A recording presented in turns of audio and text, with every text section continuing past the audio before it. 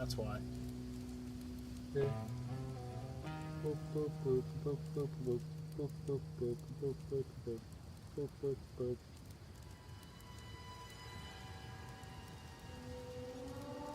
Okay.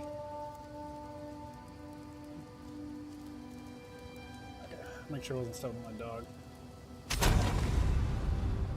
Heck yeah.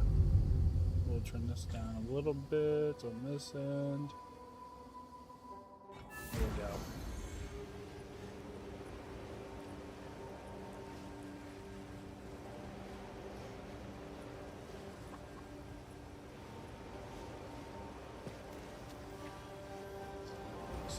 Turtles.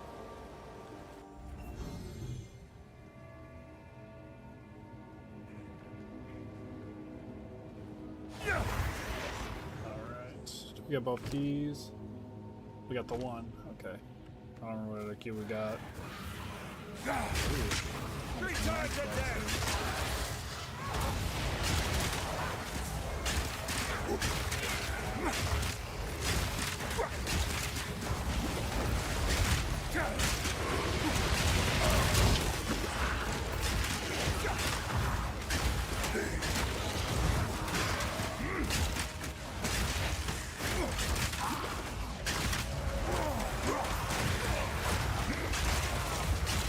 Ew, reflex.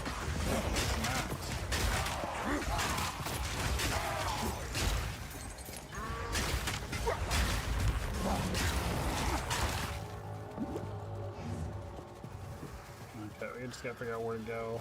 We just got one set of keys.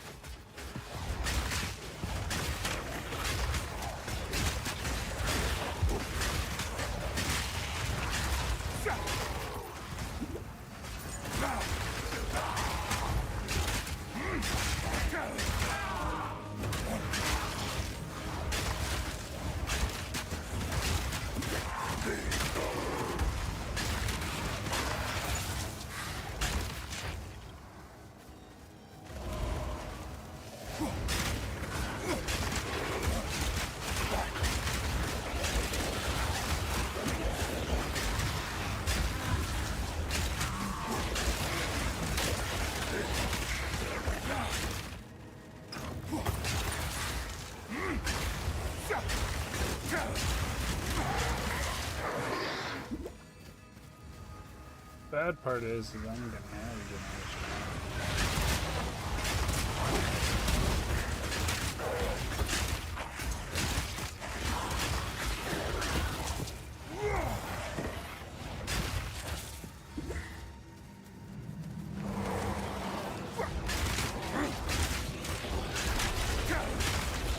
consort, I think that's what we need.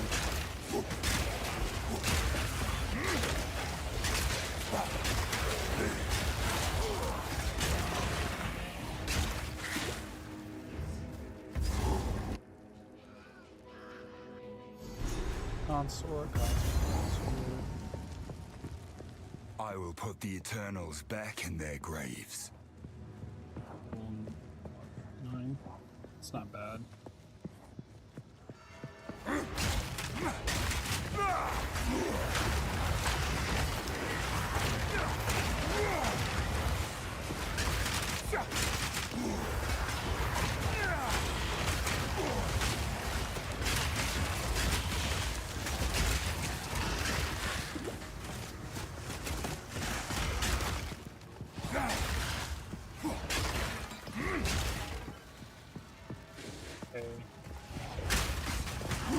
Fear will best you!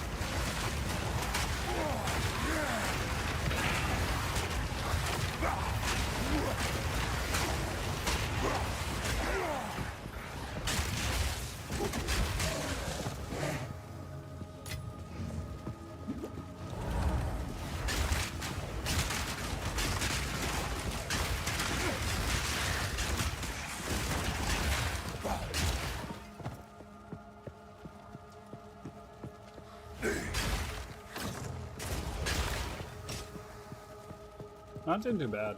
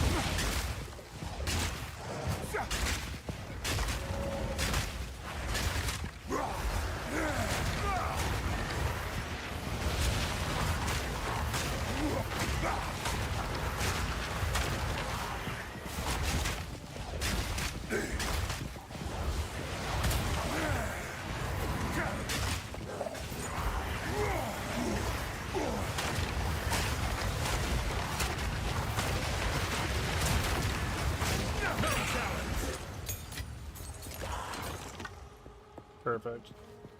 That was freaking stroller bus.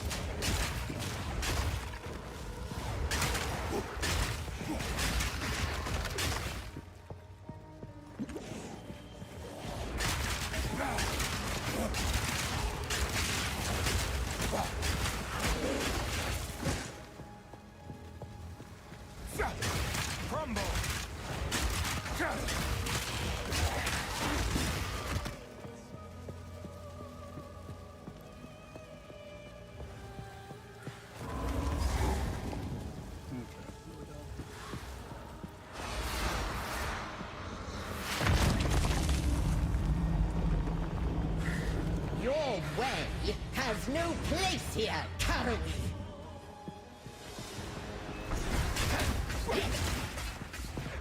Right of the fourth moon.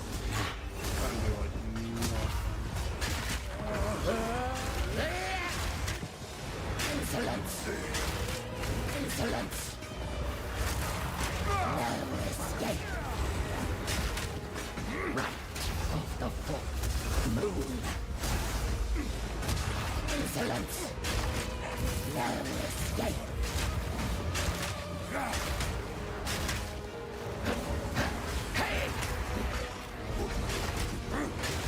Me! No escape. Insolence. Right of the fourth moon. No escape. Conquer! Insolence!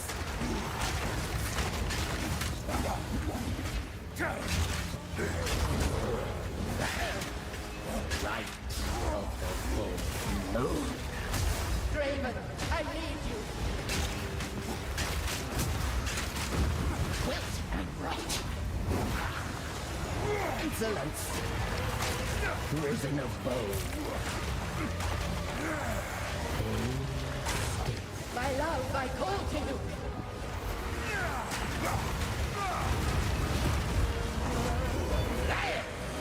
Insolence. Insolence. Right. Pop and you're doing like multiple times. Moon.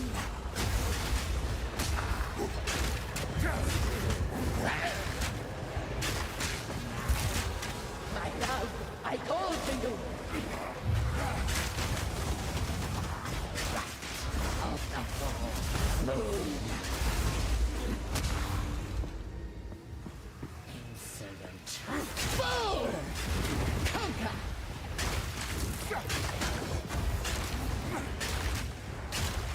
Now, to me, Draven.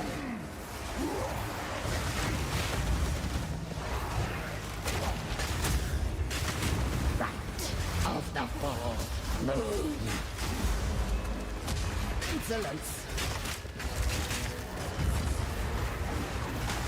Beloved Draven, aid me.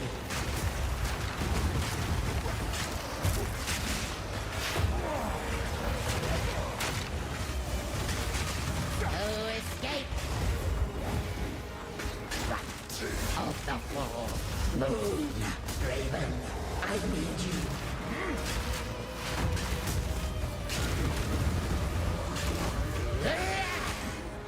Prison of bone. Now, hold still. My love, I call to you. Right of the fourth moon. Be gone from here.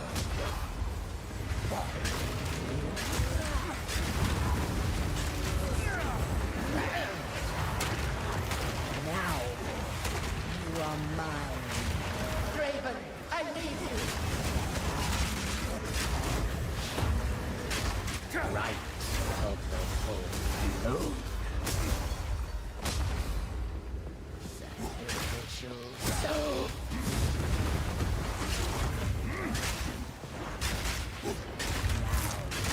Now, you are mine. For to me, Draven. Right of the full. Be gone from here.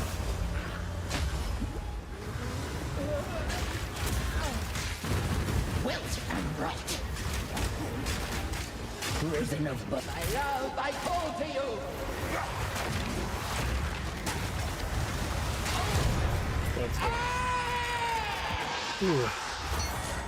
Your cruelty was immortalized in song, Acinia.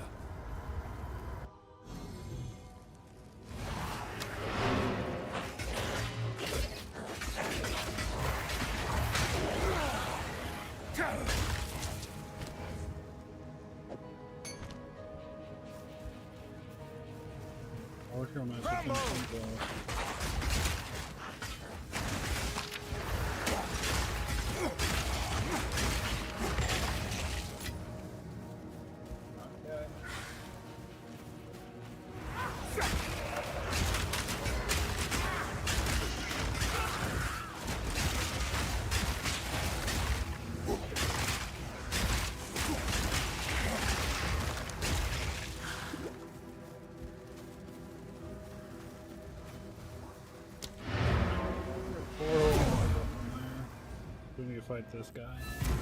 The cheese I'm gonna be worried about. I think we need way better than we got right now. Hello. Please, take your time.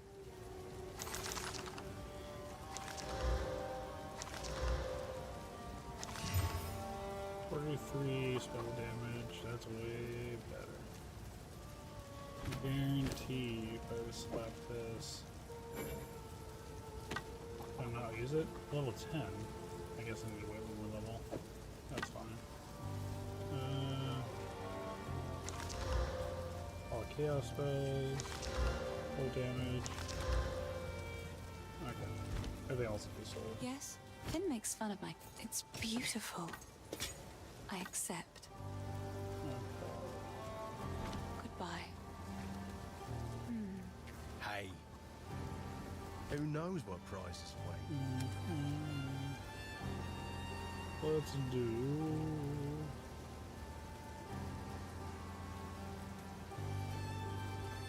I don't mind a better...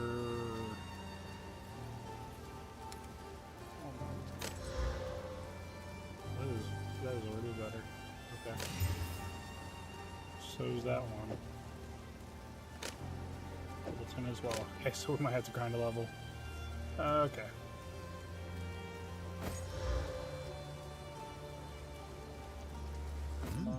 Not bad. Okay, so these two definitely for sure. Remember us when you're famous, eh? Okay. Since we hit level, equip these. And then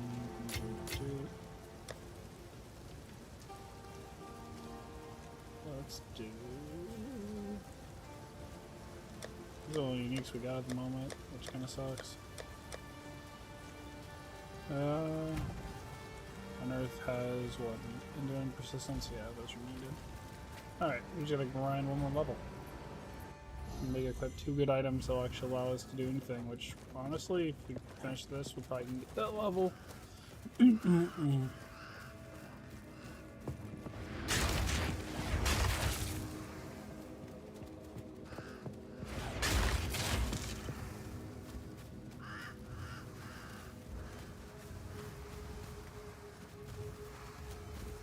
won't take us long to get it either.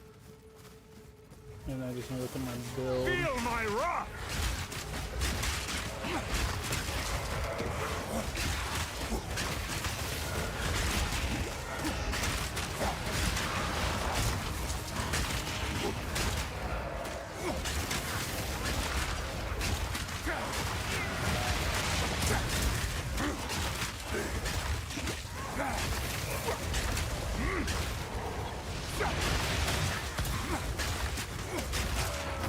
No warrior.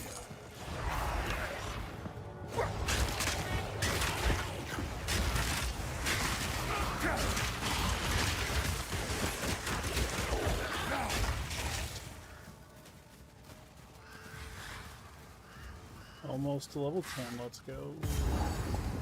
Okay, this 2 items, so that's gonna boost our stats huge. Yeah, go wand, I think. This gives more spirit, that gives us 1 to physical spells. Red life. Yeah, the helmet will give us a huge boost.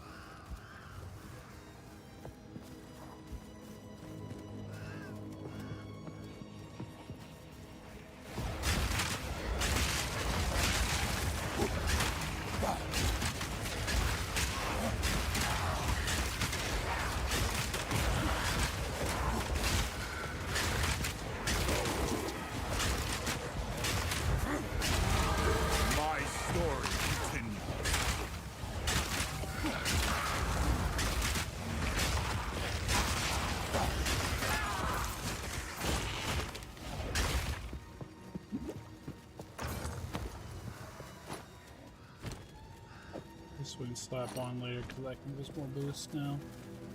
That's pretty cool.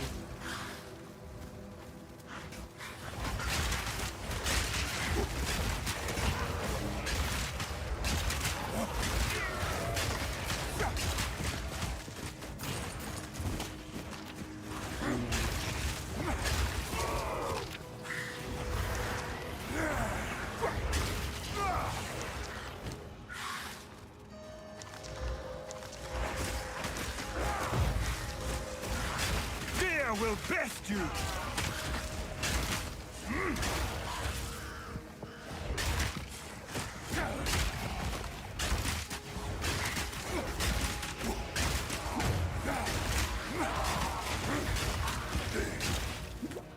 Okay. Nothing.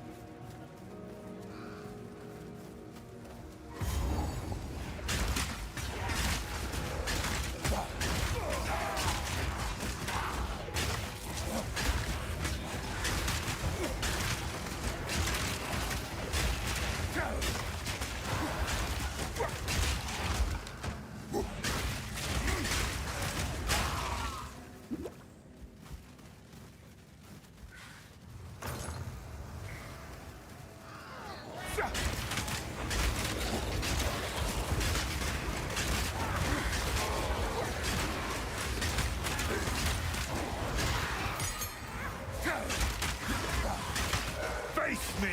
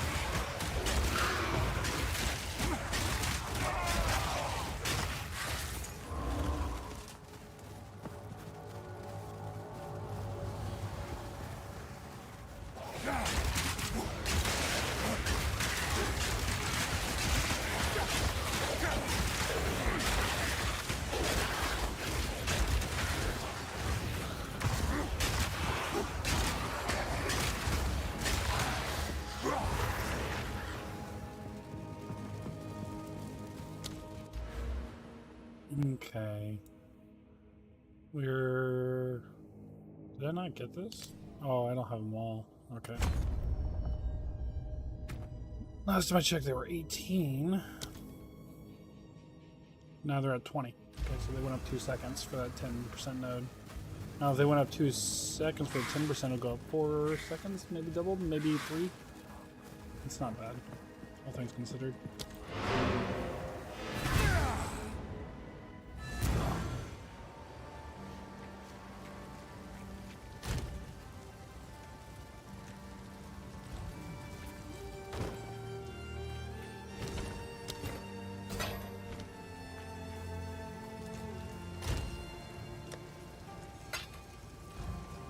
Sorry, I've collected these over time. Oh, I like this one.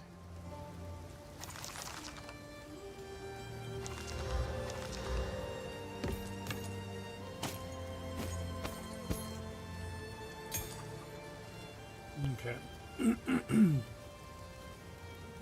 Level 6. These are level 6s. Okay. If I got anything here that would increase duration, that'd be nice. Attack speed wouldn't be bad either. Let's go check and see if anything here is better than I got. Nope. Nothing's better. Okay. I know this will improve everything. The question comes down to, will this improve anything? It does, but 2 points. Okay, cool. Yes? I like to hold on to bits and pieces. It's beautiful. Stay safe if you can.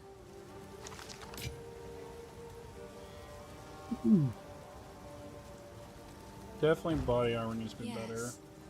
Please, Take your time. Bye. To talk to him below and see if we can get anything. Tired of the slaughter? Yes, I am.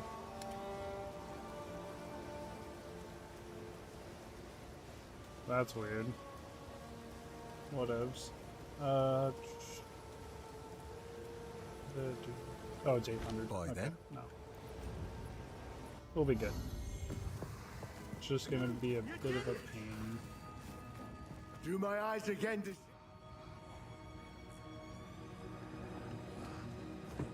At last, it's open! Praise the first ones! What is this? Graves! Isabel, Torco, Callum, the family of Count Lachlan of Ogham. My family! This doesn't make any sense! They're dead! Those bastard Eternals! I must make them pay! I must make them suffer!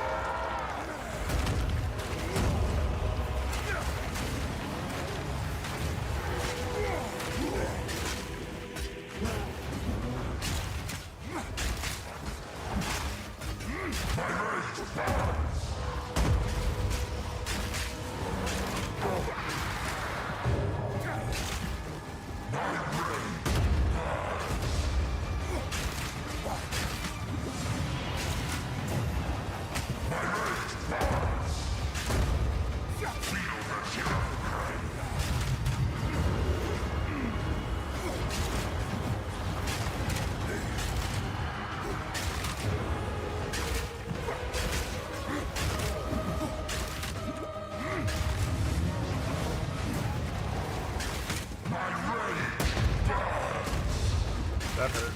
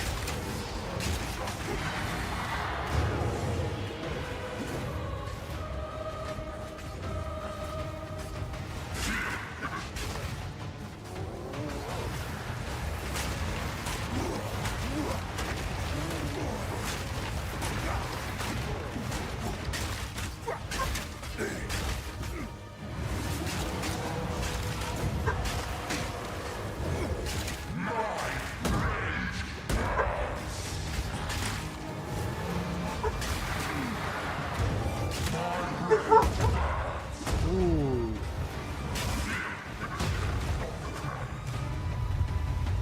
That looks okay.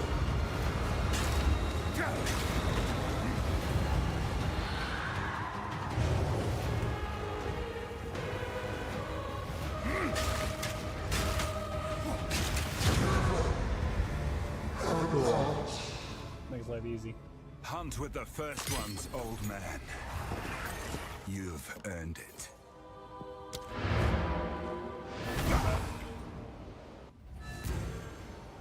Okay.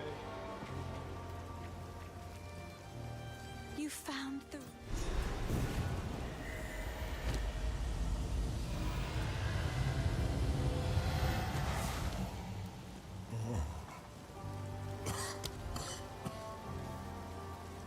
Mind you, Skeletal arsonists. arsonists deal high fire damage but have low life. They can be commanded to detonate. Okay.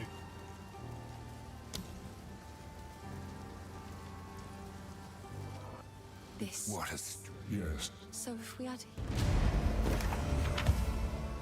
Yes? Please. Another Yeah, for we my can grind collection. gear. Thank you. That happens and can also spend on stuff. Bye. Let's do... Up to level 4 at this point on gear. Level 4. Yep, level 4 it is.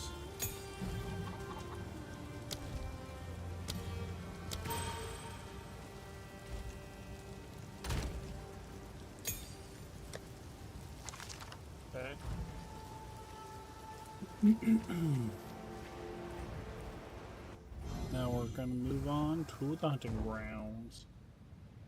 And we can get up to probably 12 at that point.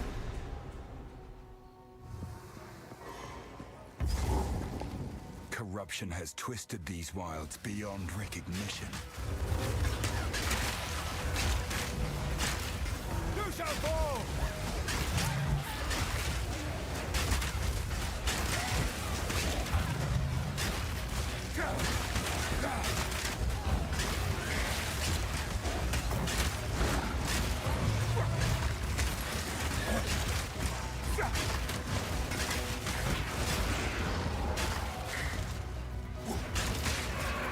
No mana. What is this? Perhaps the boy might know.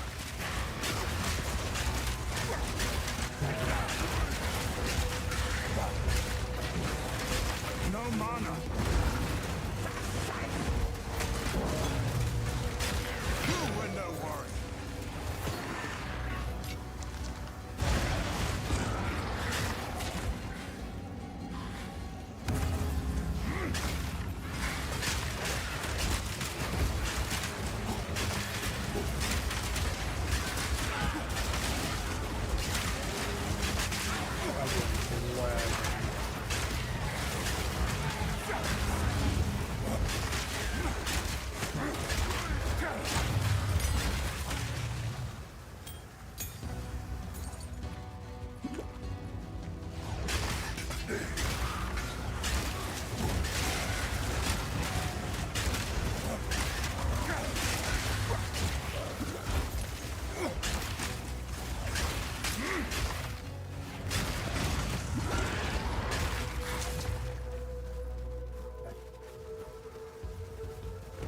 Titans fast. What's up?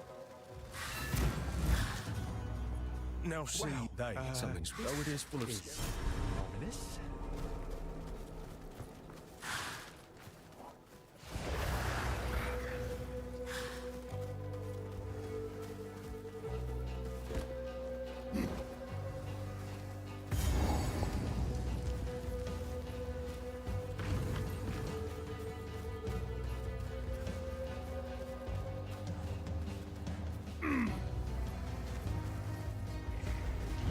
Is that what's been eating our cattle?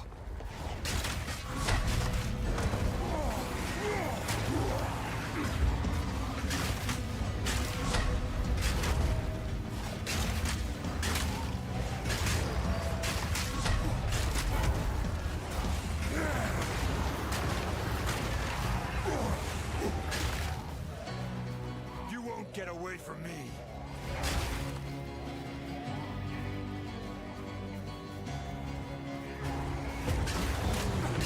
Rage all you want, beast.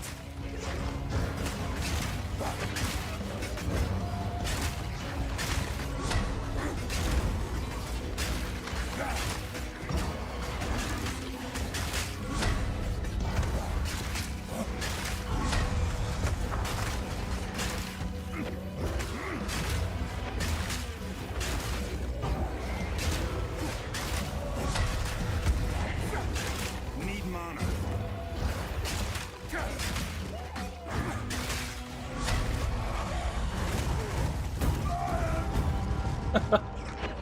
Oh my god. Oh, that's fine. Well, I was having a good time with the character anyways, so I'm not that upset.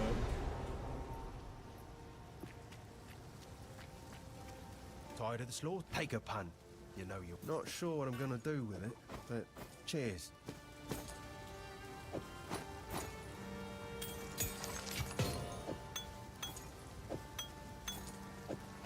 Not sure what I'm gonna do with it, but cheers.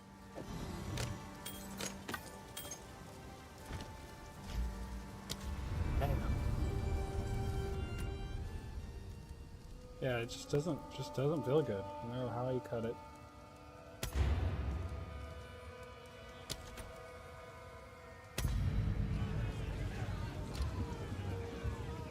Like even freaking the other one doesn't feel good either. That's never here or there. So I don't want to play this time. I haven't played Monk. But I could play. If I play monk, I don't know what I would play. I really don't like the skills of monk at all. And there's only 2 trees you can go down when it comes to monk. Normally I play witch because of minions. Don't really feel like playing witch. I'm leaning towards. No, I'll do monk, but I'm not gonna build monk. I'm gonna build it like mercenary. I'm just gonna go to Pirate Cthulhu or whatever build. Just do a crazy ton of damage. Pagan! You failed to liberate your brothers, just as you have failed in poisoning my subjects against me. Call out to your dreamer. Let us see if he... Yeah, we're gonna run the crossbow.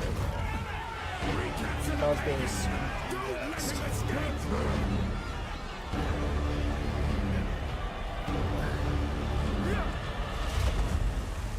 think that'll be way more. I think that'll be way more entertaining. 6 days ago, we found.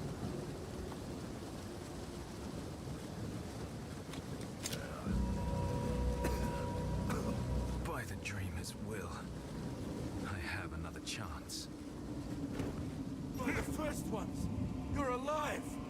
I'm glad to see the mill now. I would appreciate it if you could.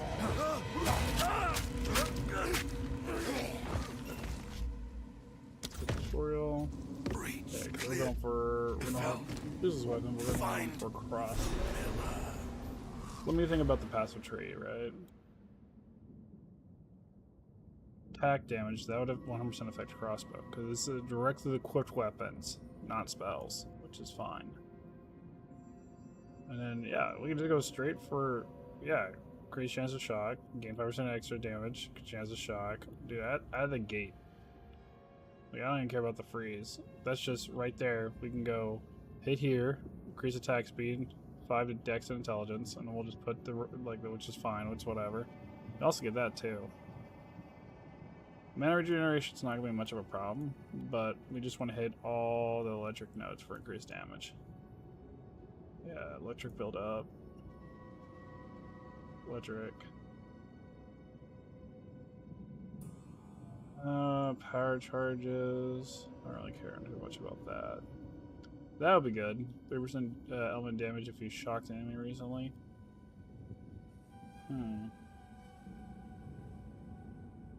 If you're holding 30%, if you're holding melee left, which I'm not. Break 30% armor on enemies affected by elements. That'd be nice, actually.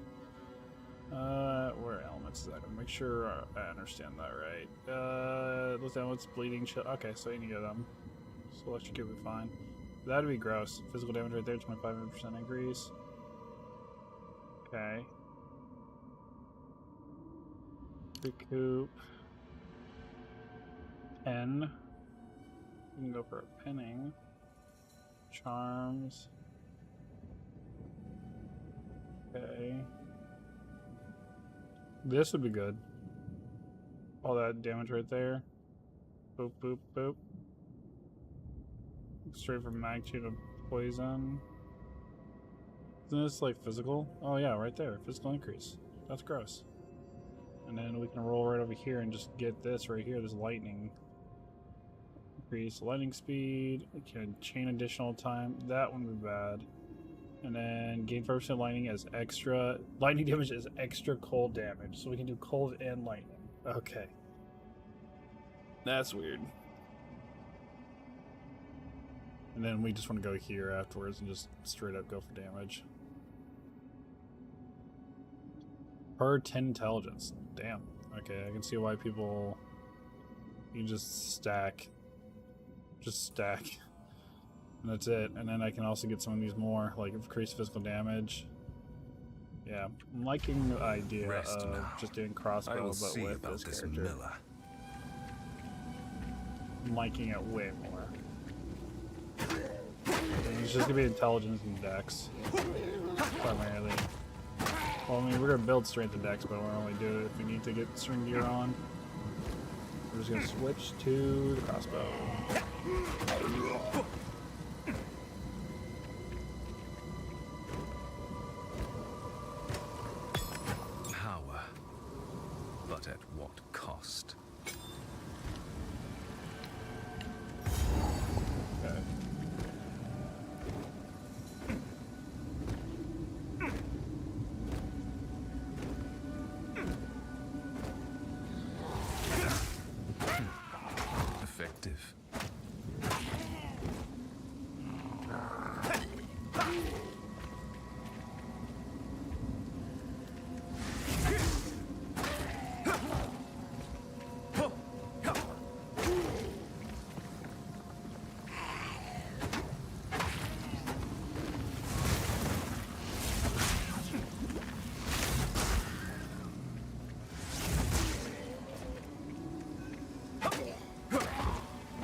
Okay.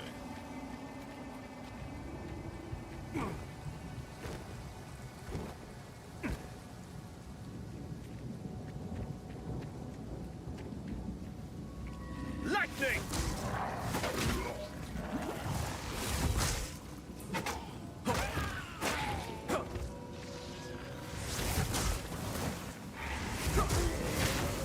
Ooh. We just started. Have mercy. It's these freaking dudes. I swear to God. I can't wait until rumors come in because I'm doing a crab army. These things are so annoying. Alright, well, we're running. I'm not messing with those. Haha.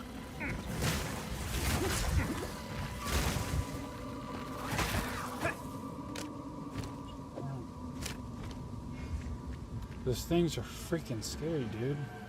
I swear to God. Early game hardcore, they're enders.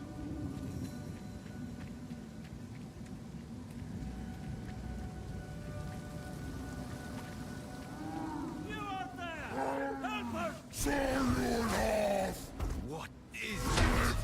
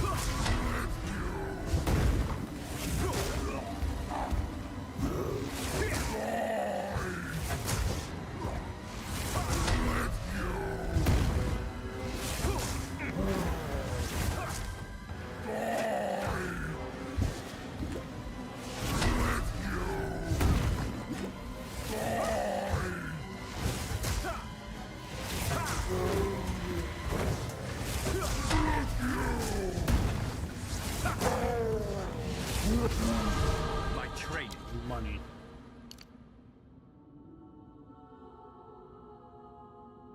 Skill speed? I wonder if skill speed affects speed, which are skills increase the reductions, skill attack additively will increase the reduction attack speed, cast speed, war cry speed, and similar stats. So I'm assuming this also affects, like, just straight up the crossbow as well. I'm assuming. Continues. Skill always beats raw strength. Well done. Please come inside. I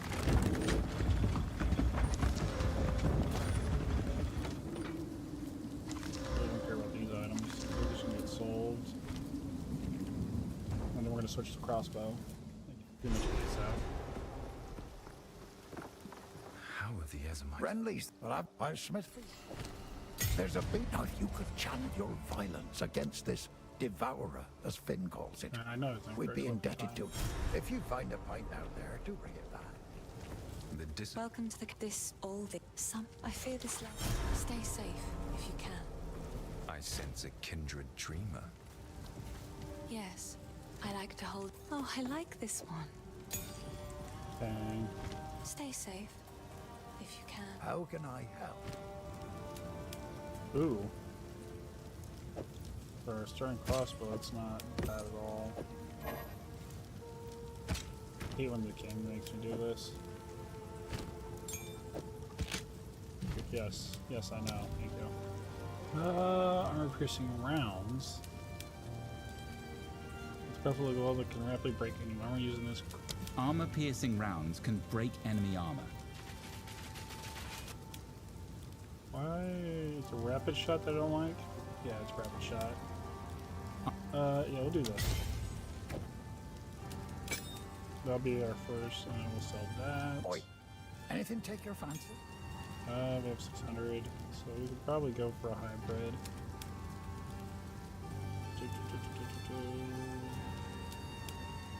More armor rating. Marvel Rivals. Ruben's on? I might switch to the Marvel Rivals in a bit, actually. You'll survive well in that.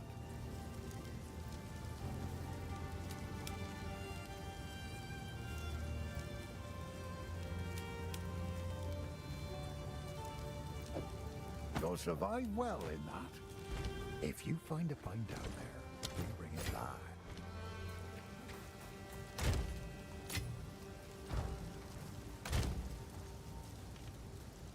Let's do it with one attribute. And then a magic item to a casting modifier. There we go. Intelligence? It's actually not bad.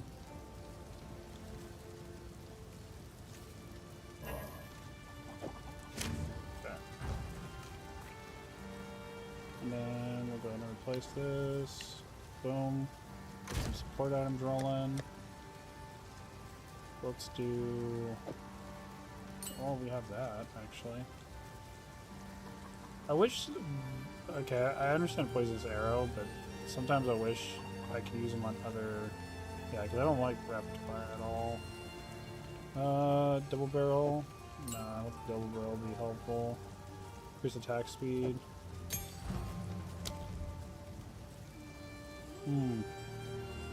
I do like chaining. Does that reduce my attack? Oh no, we don't want that. What do I want? Brutality might be good at a gate.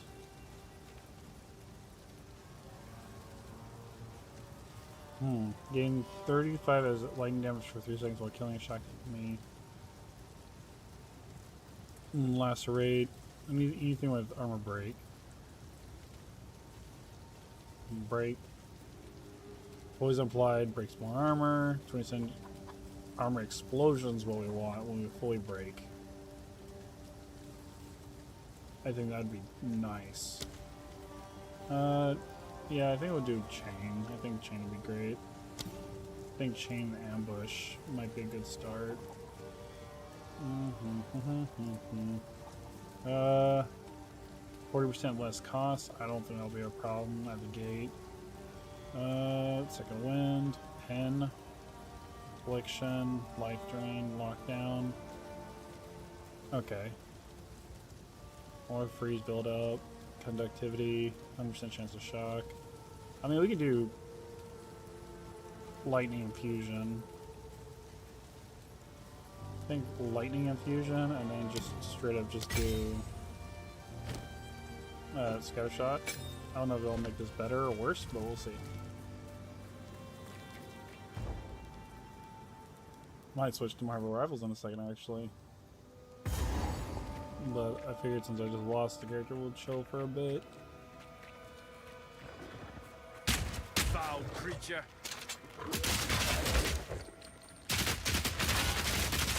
I actually don't mind this.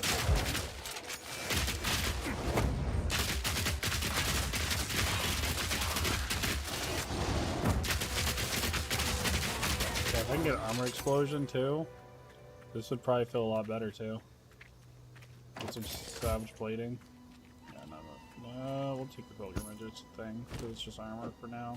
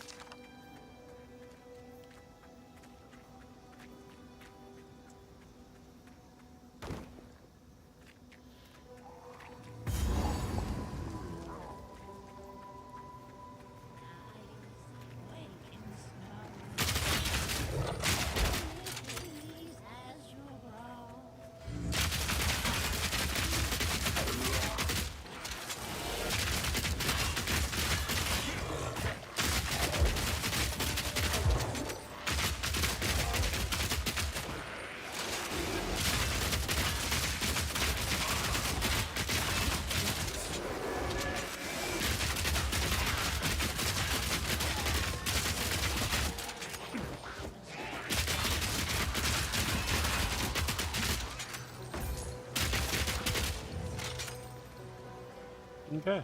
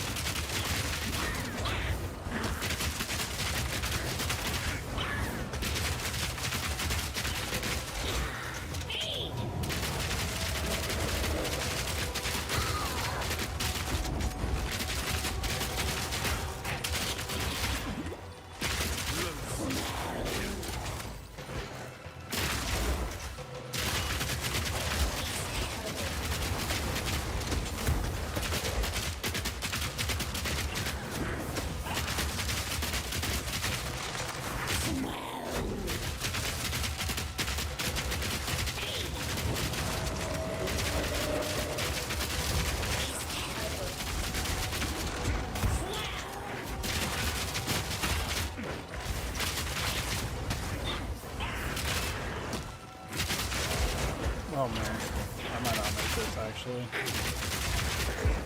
Should have waited until I got another level. Oop.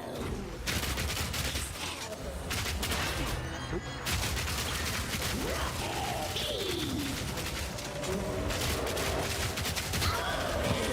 Victory is but another mile. Do they still spawn? Okay.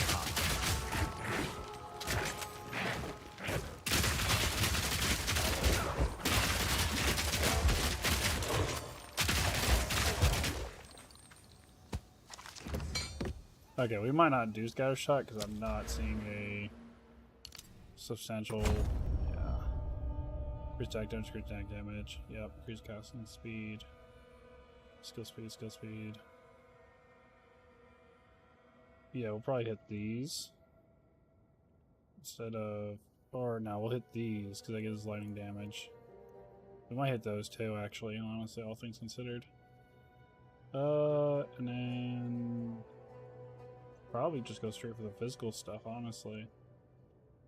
Freeze build up, magnitude, mana regeneration, cost of skills. Just straight up crit chance bonuses. Yeah. Yeah, I'm not liking lightning infuse. I think we'll add hefty, but I think hefty is like a 3-tier gem.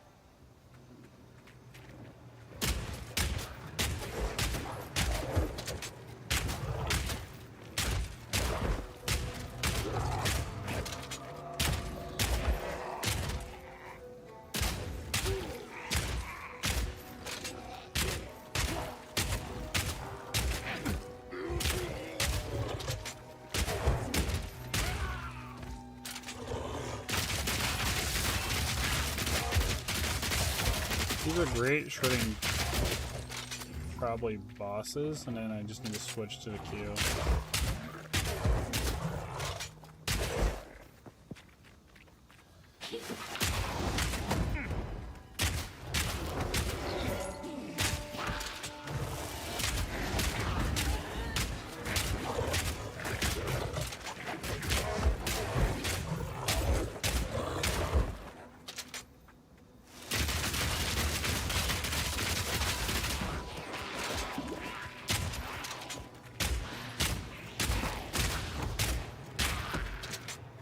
Okay.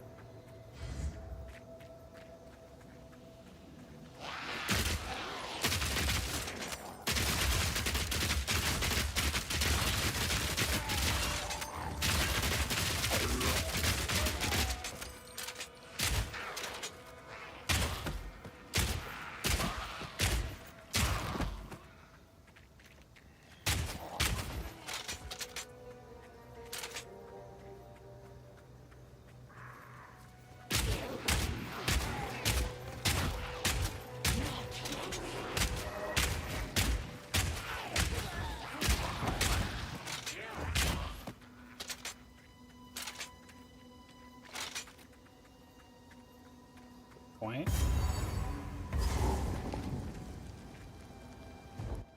Always good. A foul Level lair 3. for a foul creature.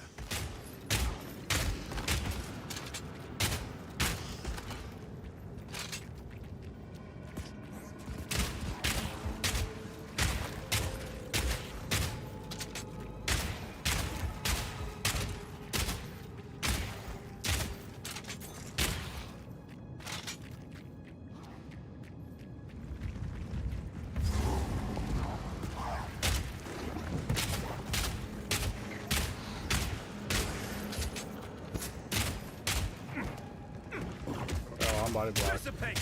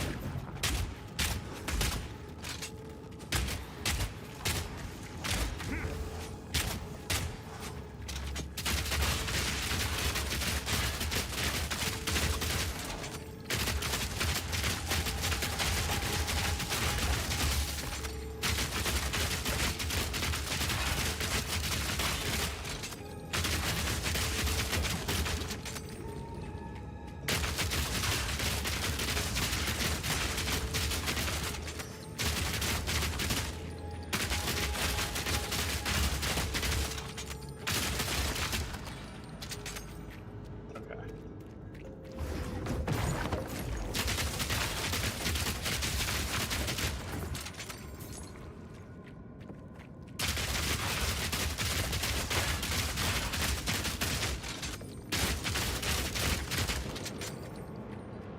Super easy. I think the reload is also impacted by that.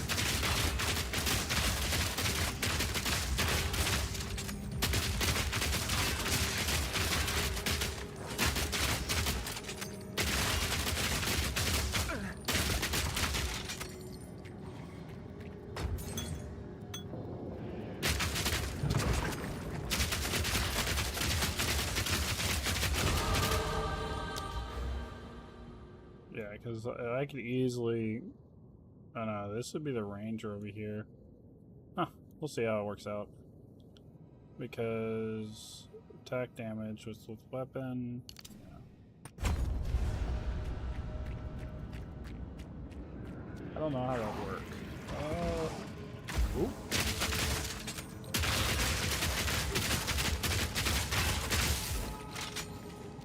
I guess I could do a poison build with this.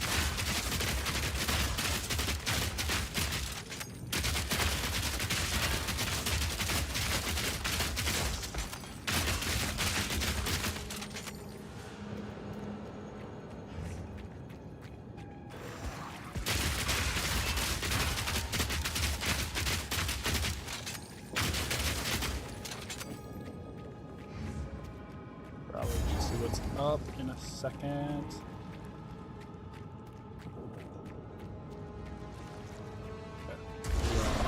What a twisted nightmare!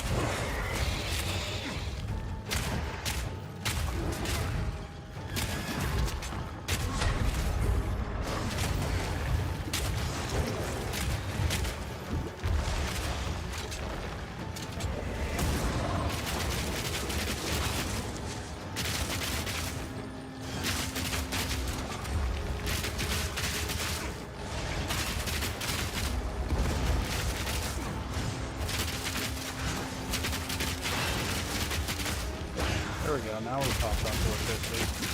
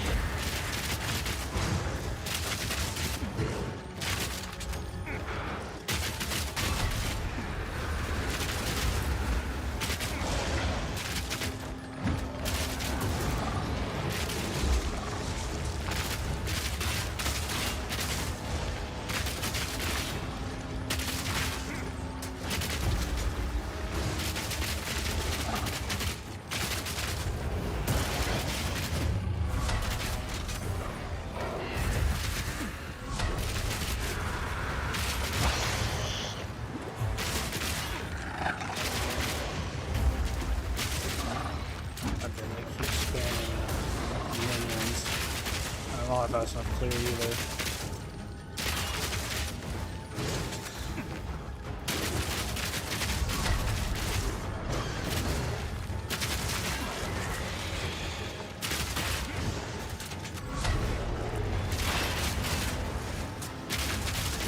The tail.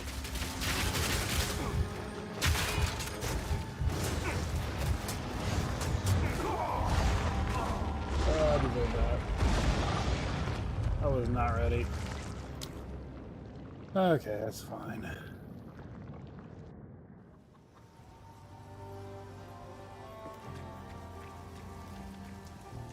Have we? The name's Finn.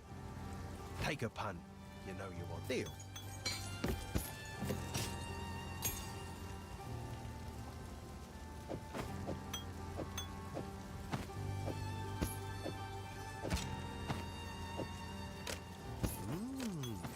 Not bad. I should have just stuck with the shotgun. Not surprised to see a thief in a place like this.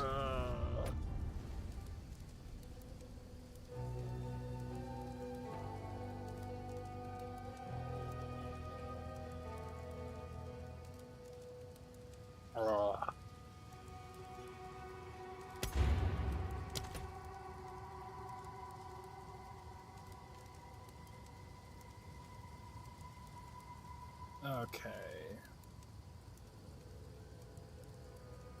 Do.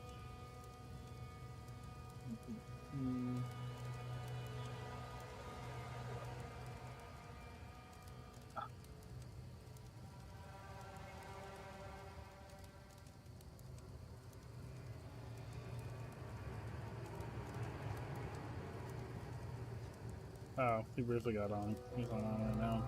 Okay. Well, that sucks. Okay, so I think crossbow would not be a bad idea for... I mean, it would definitely be good for this character, because it's just strength and dex. Just run dex, strength, and boop, boop, bada, boop. And there's a lot more benefits of running, I would say, but like, why would I... I'm gonna look into... Let me get page out real quick and look at who to build. Go here and see what would be good if I ran. Yeah, that was just a bad idea. Let's do monk. Let's look at the... I really care about the ascendancy, is what I care about. I kind of want to look at the Cult of Cthulhu. But I don't think this one will be good for me at all. Increase skill speed, increase chaos damage, chaos resistance, increase mana leech is instant, increase mana leech is also, you cannot recharge energy shield. Oof. Okay. Increase skill speed into the breach, skill speed, effects duration on flames Cthulhu on you is doubled. Okay. Timbers maximum darkness. And then vital blows active per level. Directed roses last for 10 seconds. Remove all spirit base. Require a maximum darkness is 100. Okay, damage taken is reserved from darkness before taken from life. Increase maximum darkness. Gain 1% damage extra chaos per unreserved darkness. So I could do this darkness, so basically it just increases his chaos damage by a lot. So I could easily go over here and get all those chaos nodes, stuff like that. You could play PoE 1. Yeah, I could. You're right. Is the new event out? I mean, I never really played PoE 1. I'm more familiar with PoE 2. Mostly because I just like PoE 2 a lot more than I like PoE 1. I just don't like the whole socketing thing. Let me see if it's out already. I mean, I remember on their Discord they have stuff on it, but I didn't know if it was out already. That'll be something I'll have to look into.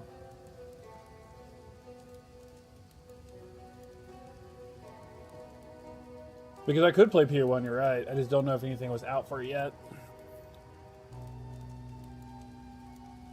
Right now, just theory crafting. You can't see it, but I can add it on the page in just a second. There's like nothing on this one. What the fuck? It didn't touch the Y. Let's see if PoE 1 League is out. It don't look like it's out yet.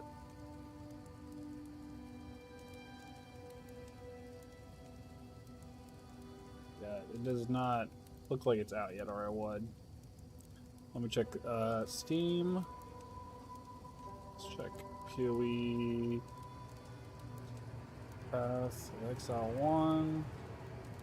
See if their new event is out. Nope. There's nothing about it yet. So yeah, I probably will not play it until Harbinger Witch, Gambler Duelist. Okay. Chance to block spells. It's lucky. Update on Path Exile 1. Okay.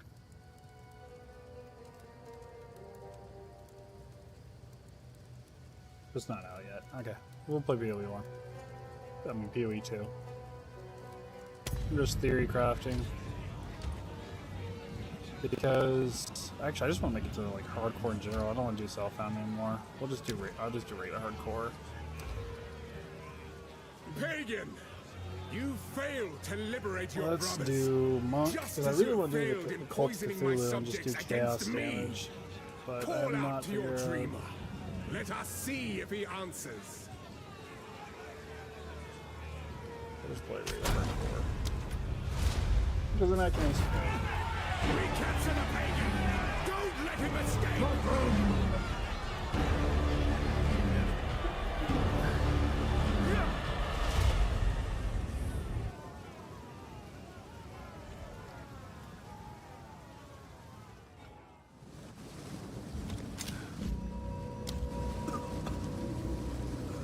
By the dreamer's will, I have another chance. By the first ones! You're alive! I'm glad to see another milk now. I would appreciate it. Very skip the tutorial. Reach clear felt. Goal. Find Get Rest gear. now. I will see about this miller.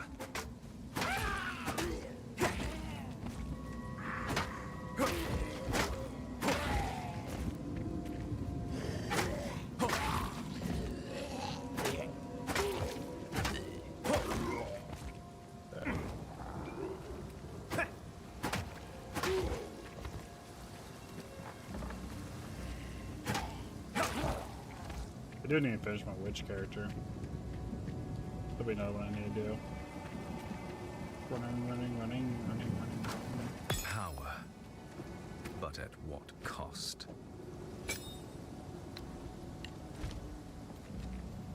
Pretty sure I got some of those crossbows too.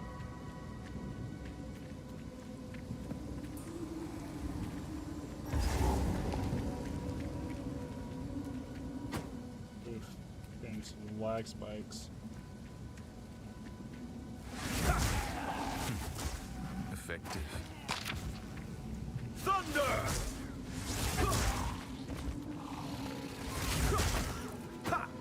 Those things so much.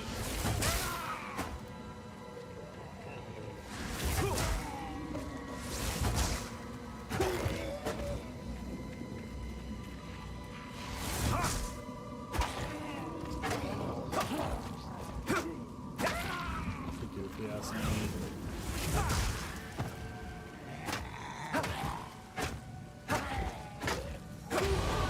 My training continues. Okay.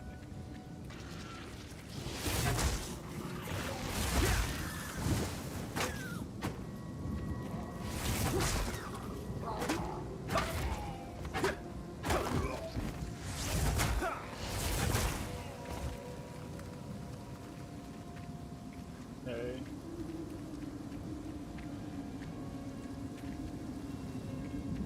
I don't remember this being as big. But I think we're to the final portion now. Jesus Christ, the lag. What is that?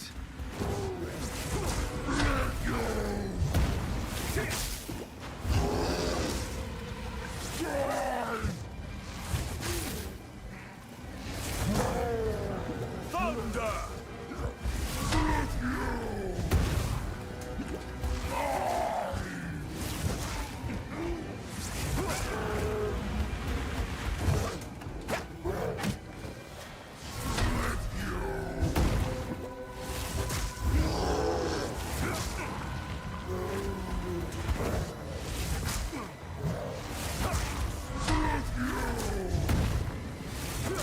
I need mana.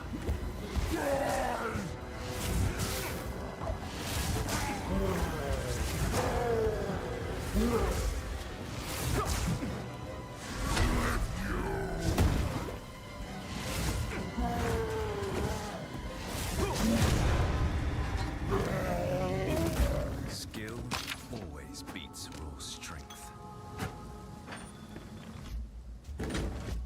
What am I? Do I have the filter on? I thought I turned them off. I did. Okay. Well done. Game is just being weird. How have the Esmond? Renly's the name. Well, I've Smith. There's a beast of particular dark. Now, if you could channel your...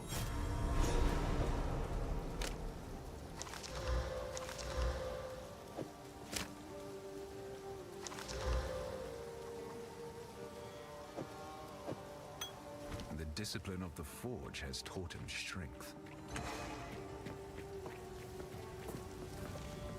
Welcome to the cab. This all. I fear this letter. Finn makes fun of another for my collection. Stay safe, if you can. I sense a kindred dreamer. Gems. Yeah, okay. Doing some work. Okay. Now it's all coming together. I do have some stuff here.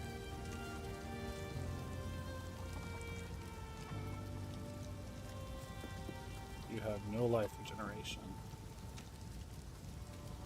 In theory, that wouldn't be too bad. Is this at a gate? Jesus.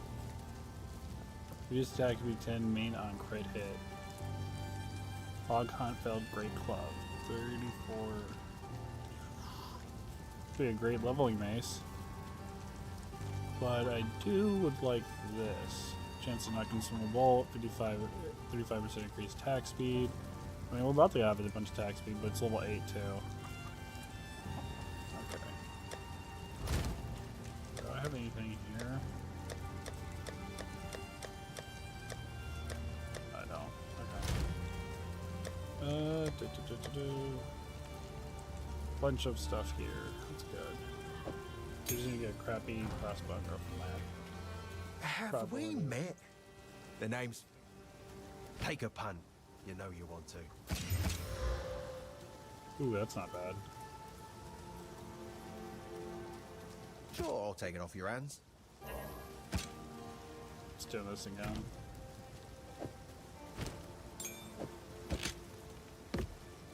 Okay. Hello. Feeling lucky?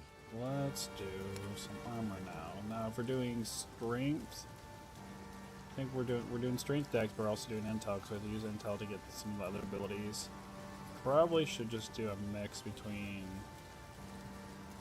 dex and intel. Or just build straight dex items. That's also fine too.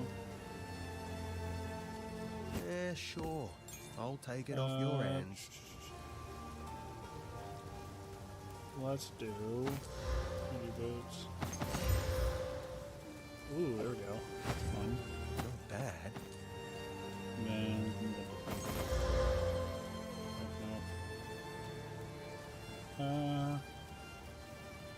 do a cold rise.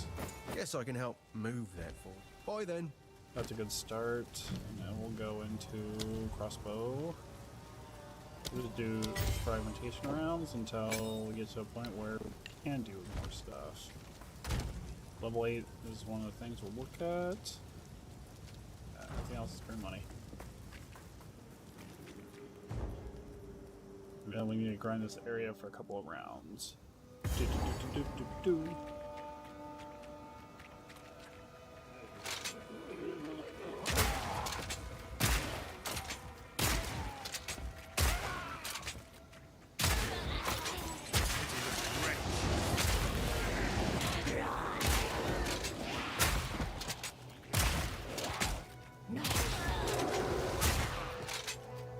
This crossbow at the gate is gross. We're just gonna fly through it. And we'll use unlimited crossbow.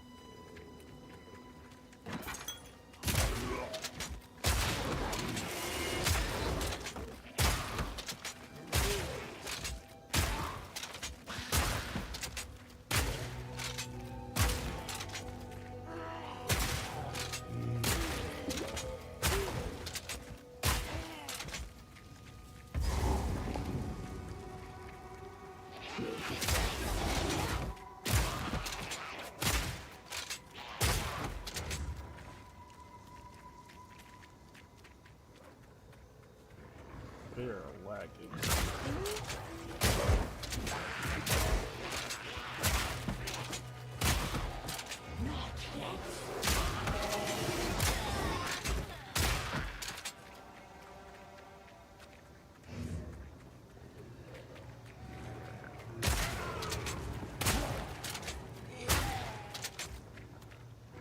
Alright. We're gonna go back to Tedru section and just reload.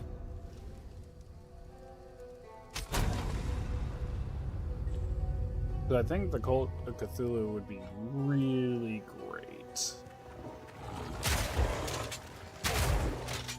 Okay, it's better. Loathsome creature. Each victory is but another milestone. Say that and goes back to being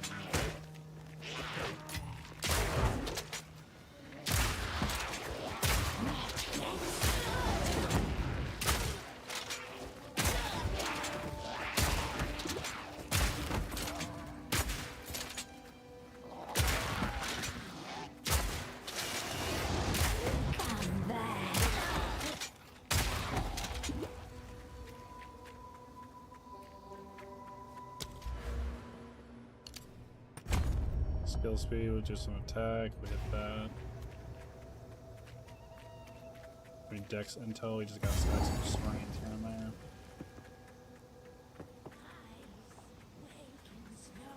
Honestly, we can take her.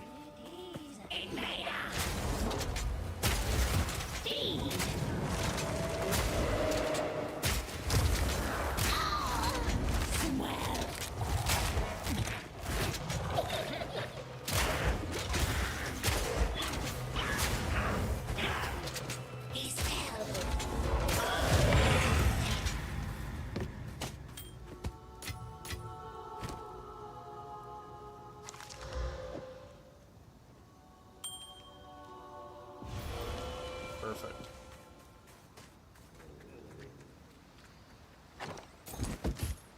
There you go.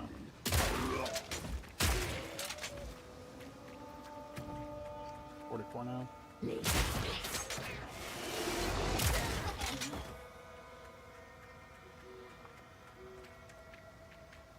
They get really lucky on those boots. Actually, yeah, it's pretty good. For beginning shit, it's really good. It's more mana.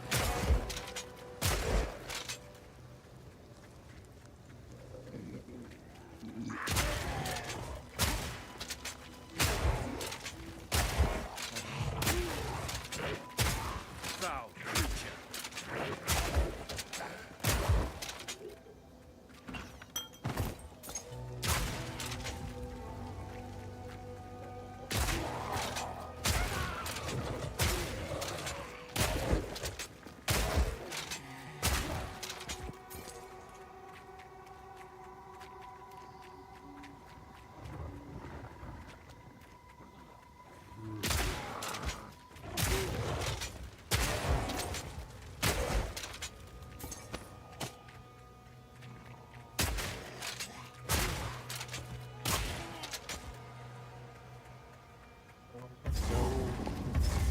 Yeah, we're hitting way harder than last time. I think it's just we had a shitty bow, crossbow. A foul lair. We were not able to for a clear. foul I just don't think the creature. armor break thing's good unless you have the explosion ability.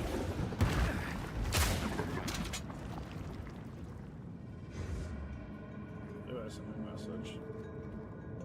Oh yeah, this shit's funny.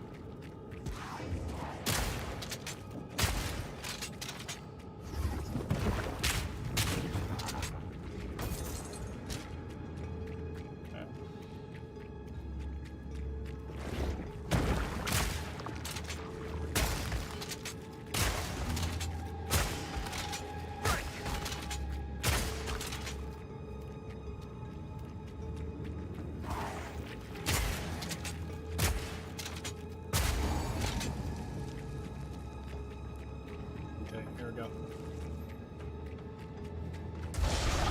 What a twisted nightmare. Yeah, we're hitting way harder.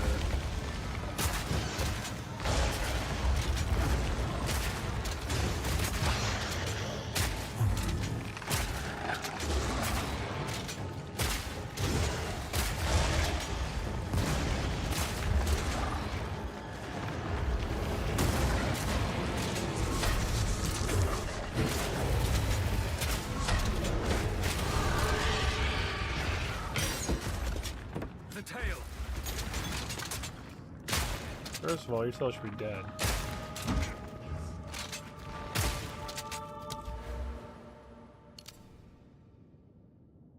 Will this impact my bow at all? I remember it's like keybind shift. Yeah, it will. It'll increase it. Good. Yep. All this will increase. And recovery, life, intelligence, damage per second. Yeah, it'll go up. Cool. What? Why are you being weird? Okay. Super easy. Sometimes just the gear is what you're lacking.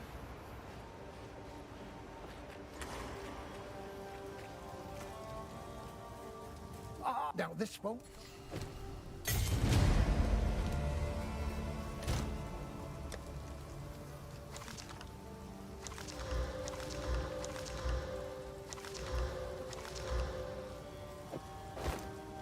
That is 17 quality. That's kind of oddly rare to get. Increase armor requires level 5 though. That would help with stats.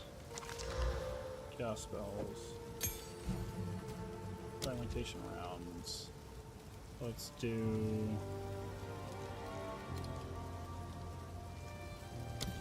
Yeah, ambush. And if they have full life, they'll just pop them. Okay, and we'll sell everything. Hello? You're feeling lucky? Not sure what I'm gonna do with it, but cheers.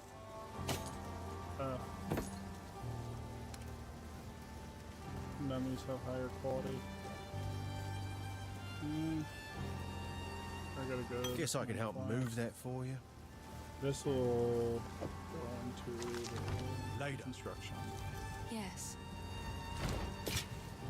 Bop, bop, bop, bop, bop, bop, bop, bop.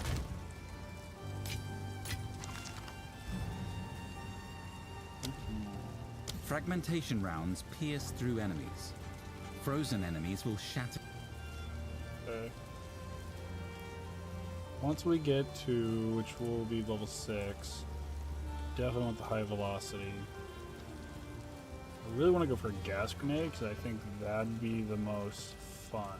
I think these are like poison.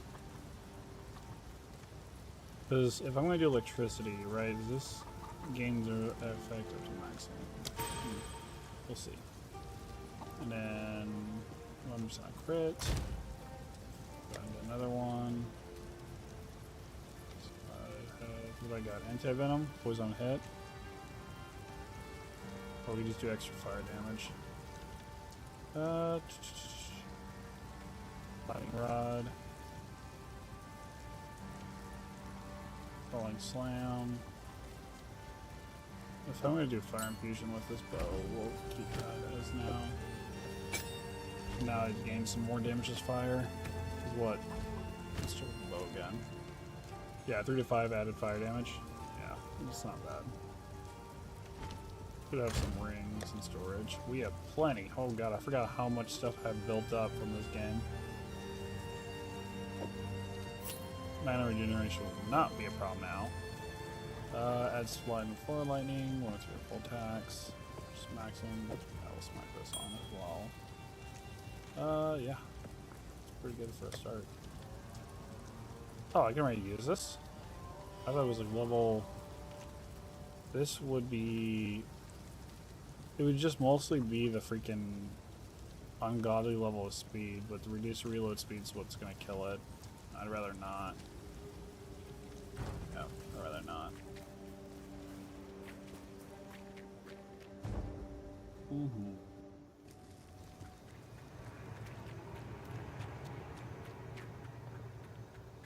I should optimize the run and grab the other things. Dead.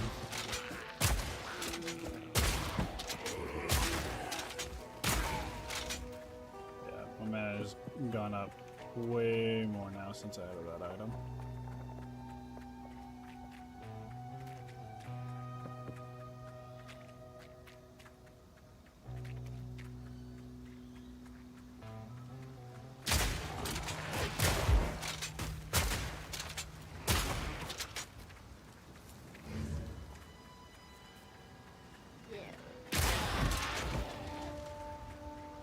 One shot.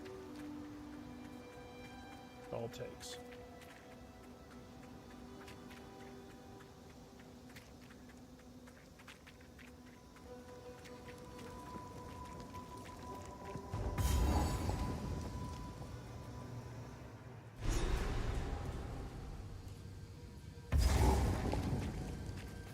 Okay. I have dreamt of this place as of late. And called for.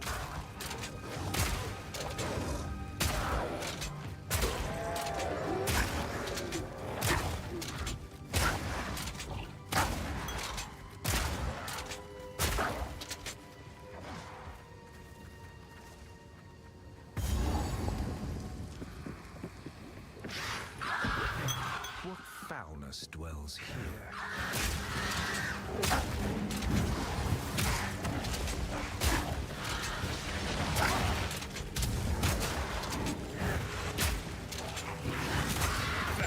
Soil, die forgotten, witch.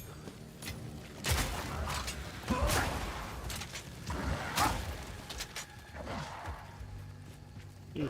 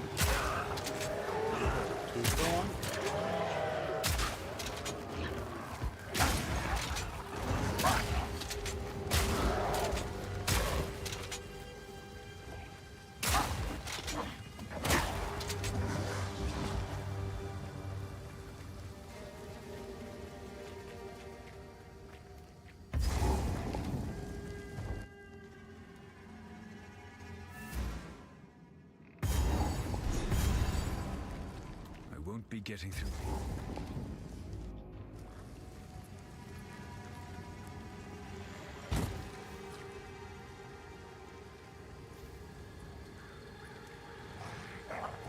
Loath creature.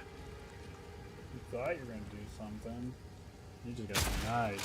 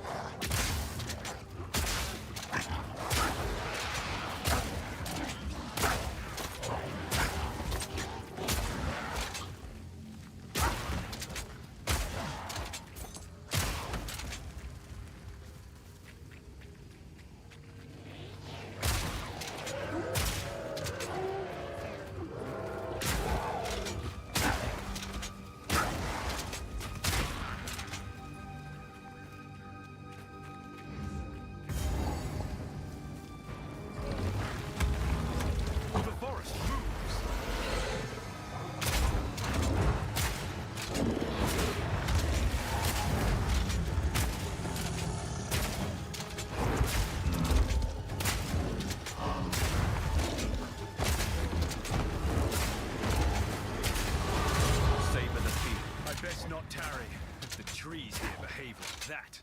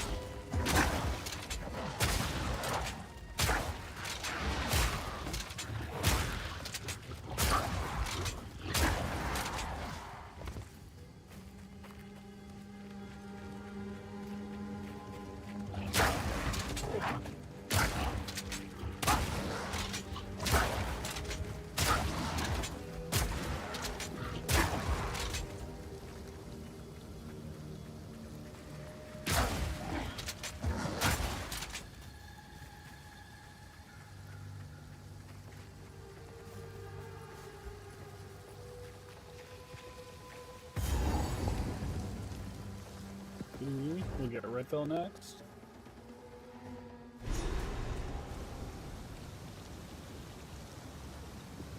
Generations of senseless conflict. And for what? Honestly, we should just go for it. This one. No. Gotta have the point first, and then we can go to Red Bell. We killed the boss in this area.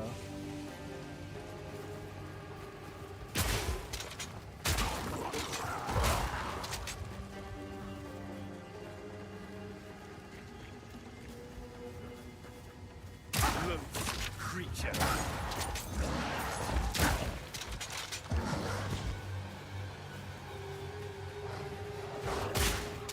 I didn't see these guys in front of me.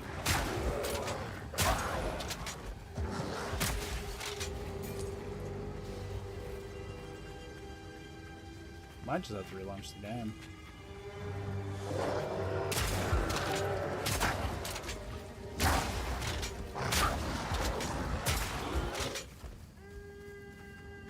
Go buggy.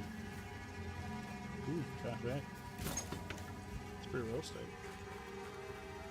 Da da da da da da da da da da da.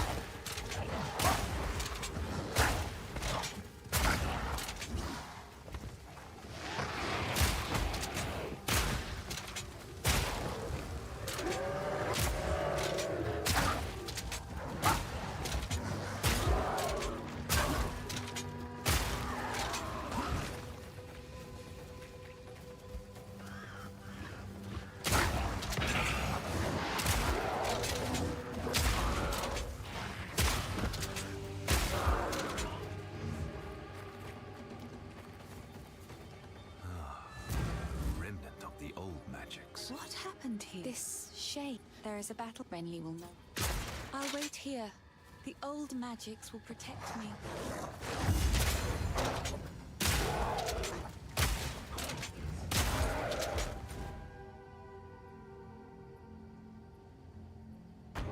Ah, we go to Redfell.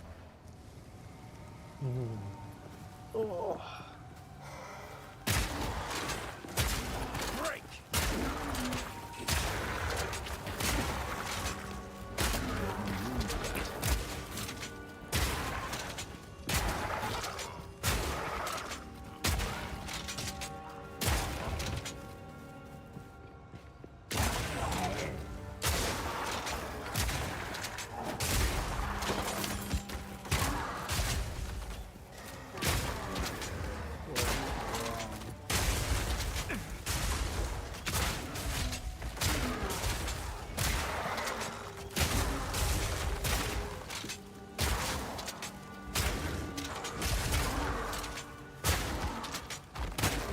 I carry few possessions.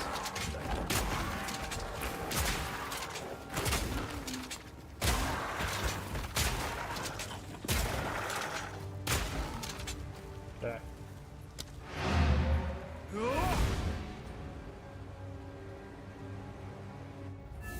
Yeah, I'm having a lot of bugs. We're going to have to restart.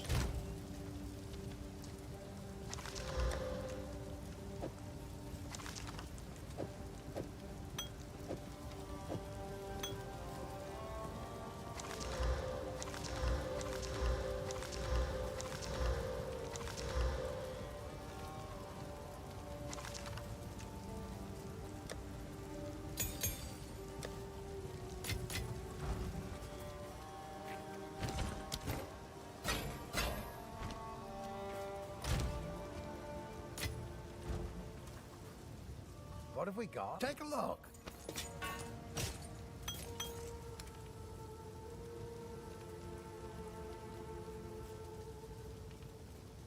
Yeah, If you find a is pine going cone, dead. do bring it back.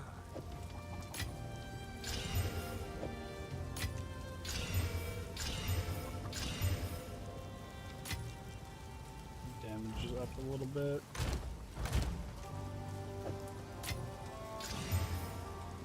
Slap it with some. Honestly, I'm about to slap it with more fire, but I'd rather just do pure physical at this point.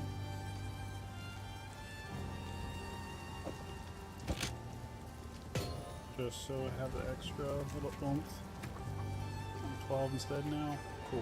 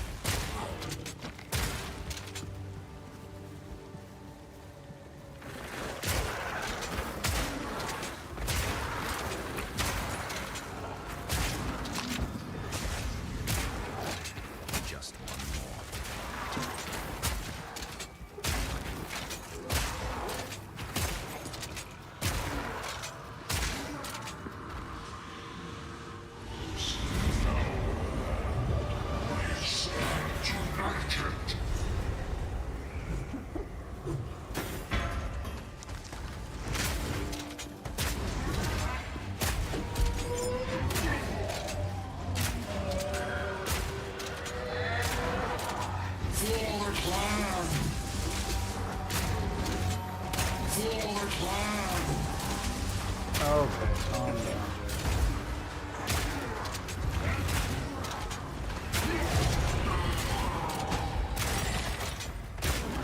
Sleep now, and dream no longer.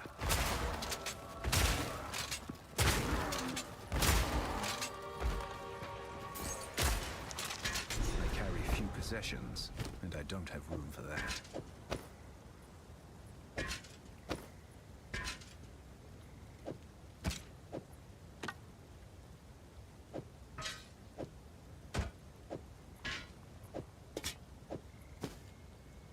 Either way, I need to go back.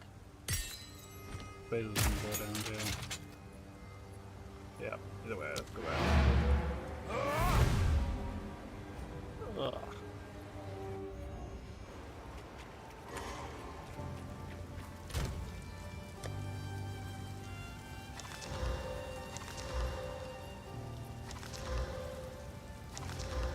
Oh no. It's still so rare to get something like that out of the gate. So 19, yeah, see, even my current crossbow is still better. Yeah, it's gonna be a while before we upgrade. Oh, feeling lucky. Deal. Farewell, hero. Area spot I would have.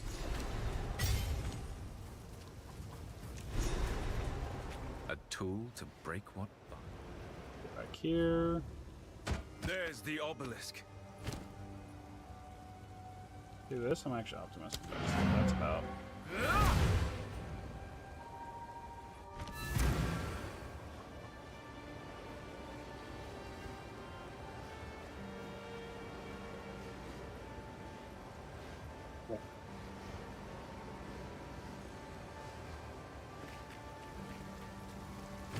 No, you get more of them, I don't.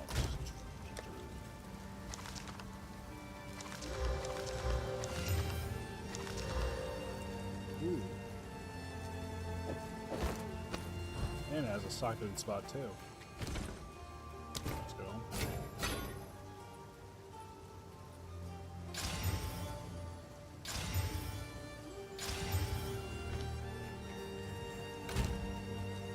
Fight about that. Tired of the slaughter. None of it's. Guess I can help move that for you. Watch And yourself I'll out just there. slap on some cold resistance, because that's definitely going to be something we're going to have to worry about later. I'll throw that in now. Already starting off with a good cold res. 66. We're a little bit split, but it'll balance out later.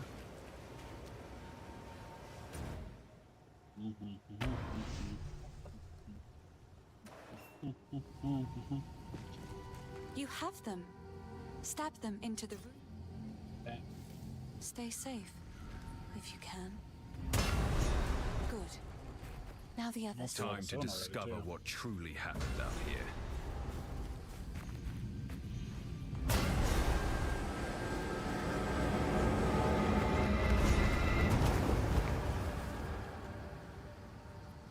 Free the dude. He's unconscious. Goodbye. Yeah, that's so much faster than it used to be. Like the Grim Triangle, and we boop out a beat. The wound only the grim town. Goodbye.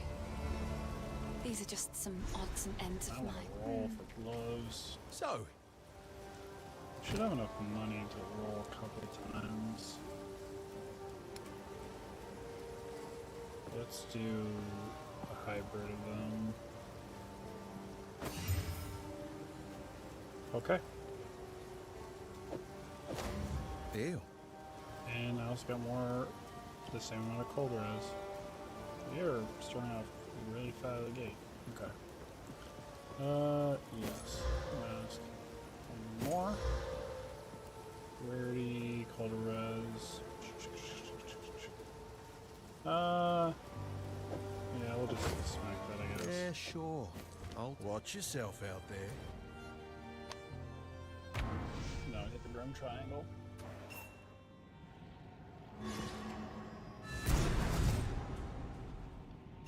If the face.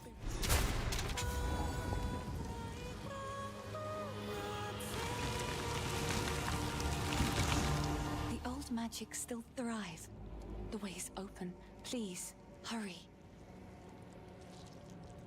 The Drioct are real? How strange.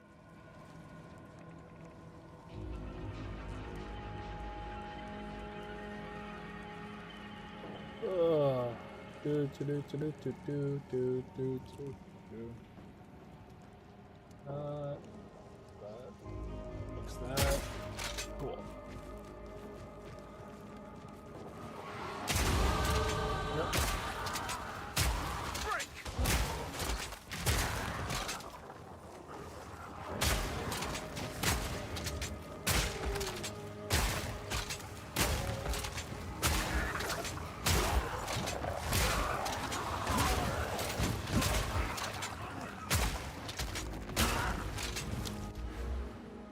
Okay. I wouldn't mind the crit chance stuff. Skill speed. Yeah, definitely affect the cross shot.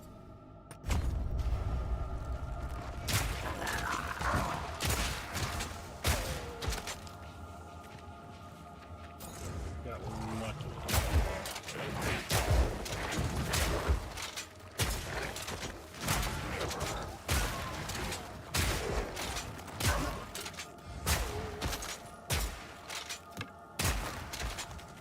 That's 2 slots on them.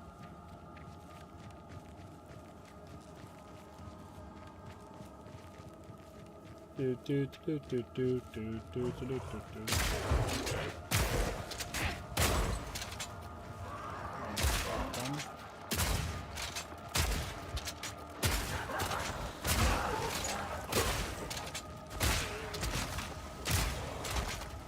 Foul creature.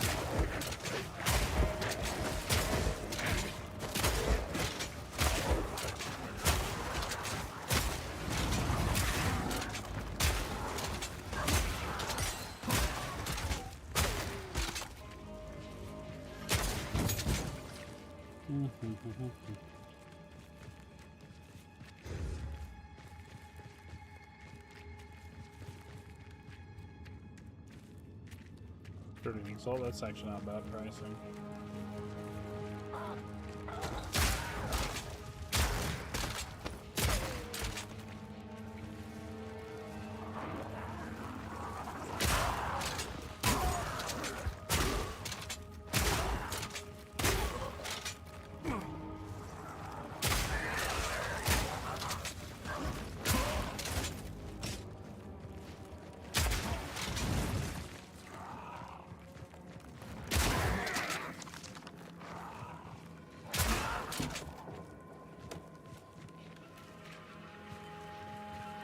Do do do do.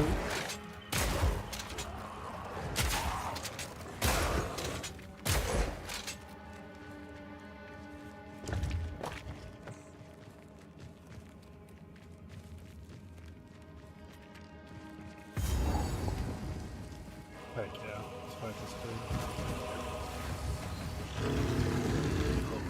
Misery in Ogham never ends.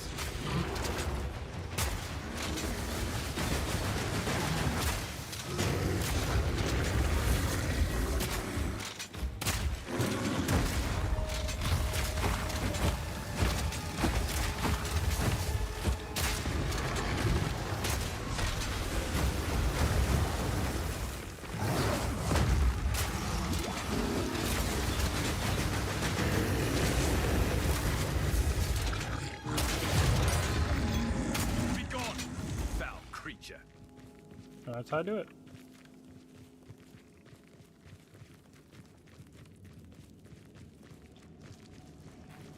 Does not take much effort at all.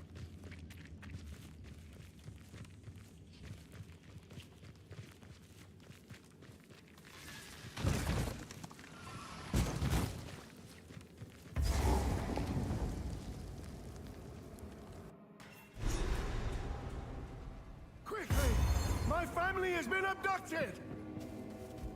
Yes, yes they have. Break!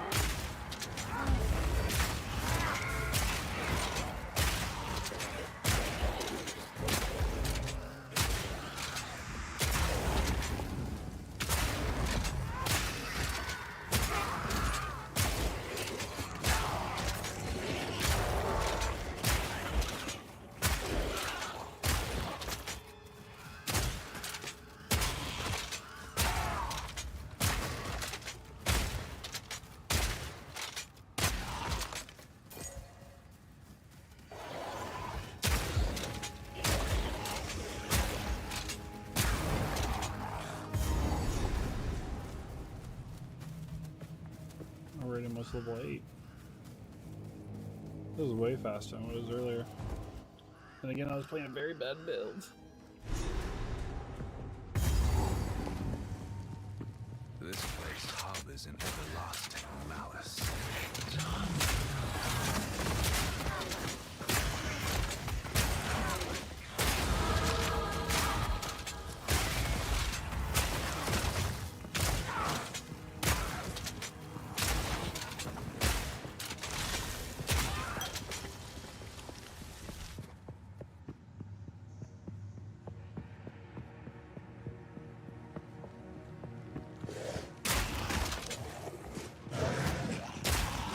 On the weaknesses.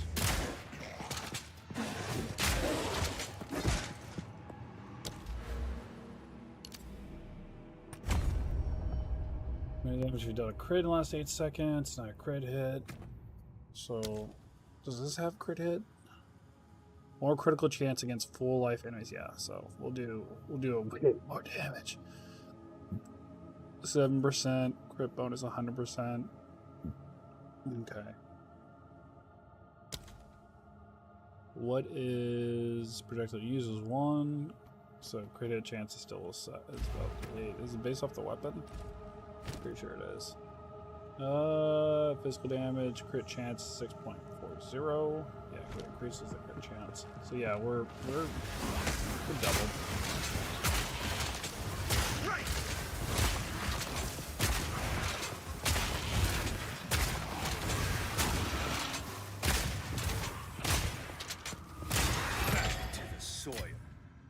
I carry few possessions, and I don't have room for that.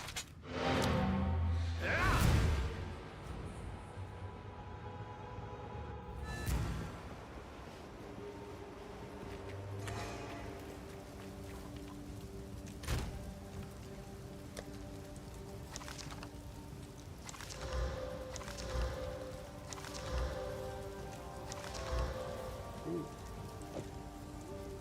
That's doubled.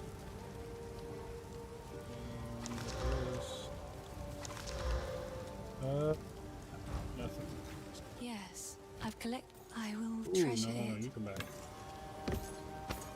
We're going to... And... Bye. let's do this. What have we got? Take a look. Till next time.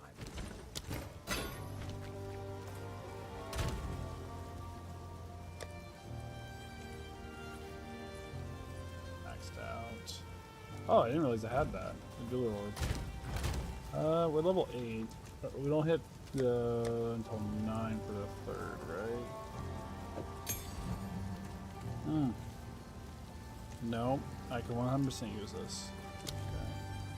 Okay. Or crossbow, right? Yeah, we can go up. I definitely want the... was it incendiary rounds? I can't remember which one I liked a lot. I'm pretty sure it's the galvanic rounds. I didn't think I enjoyed this incendiary. Bolts from incendiary shot shatter on impact, also hitting enemies behind the target. Yeah, I didn't like that one at all. This I think we're gonna use this one. high as the velocity goal. rounds. Yeah, because that one's 100. High velocity rounds pierce through. 182. Yeah. This is a new 4. With ambush because we're getting some crit, and then we gain some extra fire, some more damage. Put this in there. That would draw unwanted attention. Then we'll get some piercing and we'll go through people.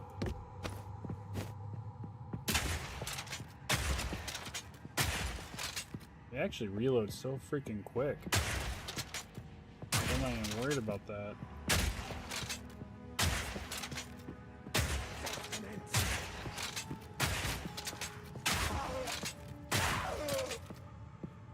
That's actually nice.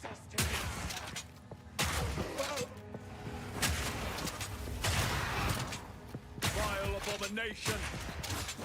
We can get Pierce.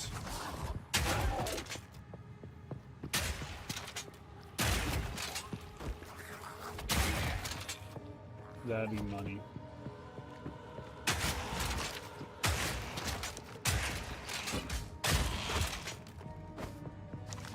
freaking nice. Rope got the ruins. Yeah. 100% crit on enemies that are full HP.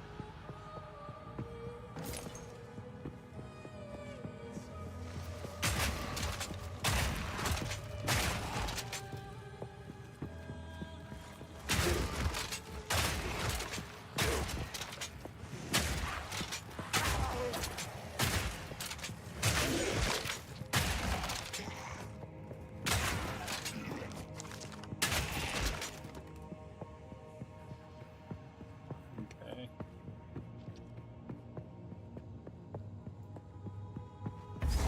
Oh, we're here. Yeah. The worst part is we have range, so I can just keep doing this all day. Now, your soul will join my steeple of death.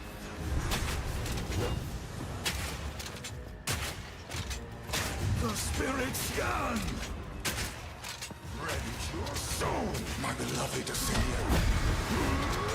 I am here, my beloved.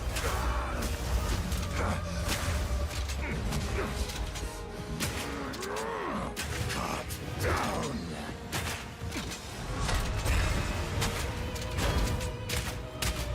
Cut down.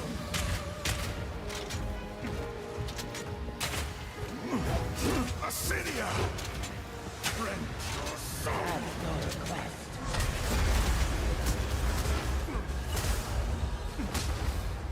Spirit's hunger! Your intrusion will be punished!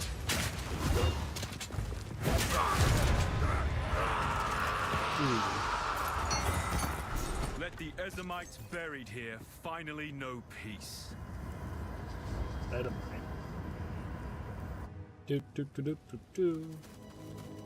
We're gonna go and fly around.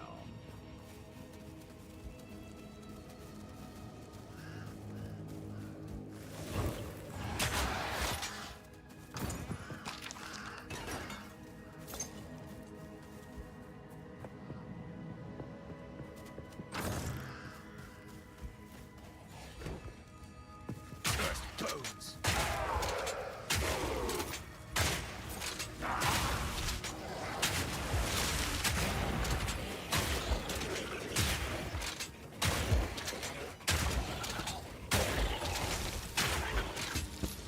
I carry few possessions. Go again.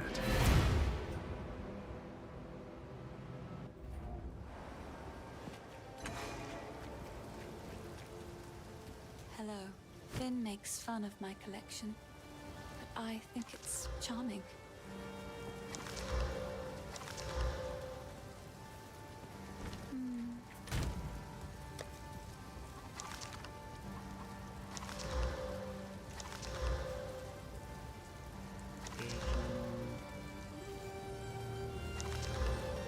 Yeah, we need to get our strength up. That's gonna be another pitfall. Which works out because we eventually need to rotate here anyways.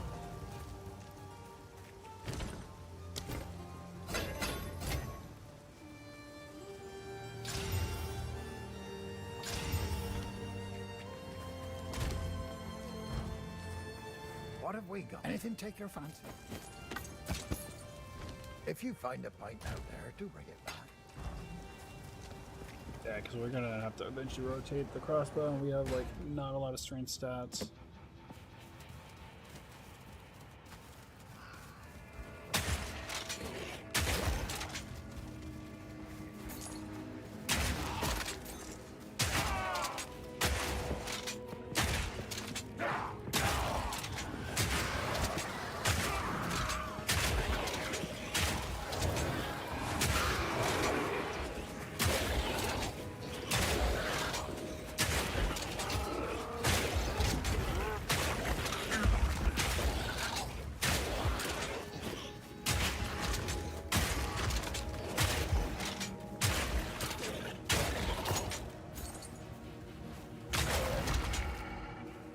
One tap. That's all I'm trying to go for.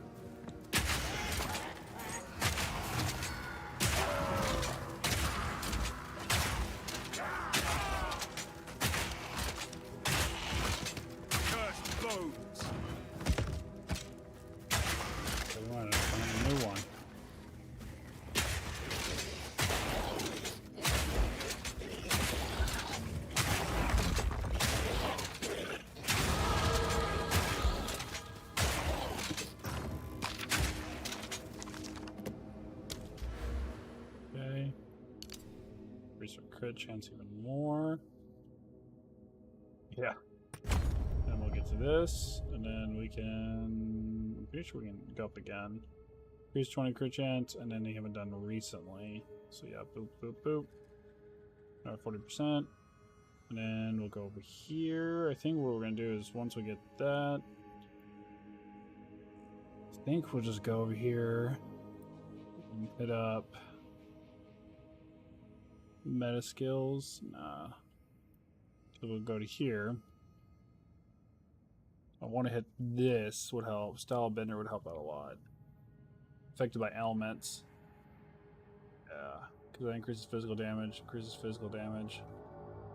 And then, what is this one? Attack speed, 6 if you have been hit recently. Increase attack damage, increase attack damage. Increase attack damage when 30%, 50% low on life.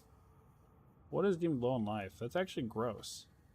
Player monsters in low life has 35 its maximum life, or that actually would be gross.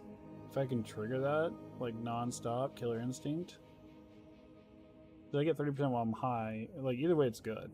So yeah, we'll hit here, I'm gonna hit all these, and then we're gonna go, I think, for the poison and the chaos. Yeah. And lightning. Think about either stick into the lightning or do chaos damage.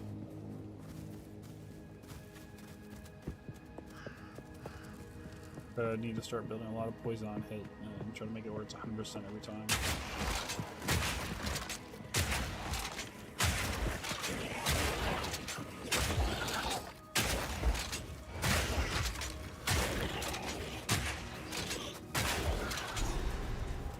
Alright, get the next one.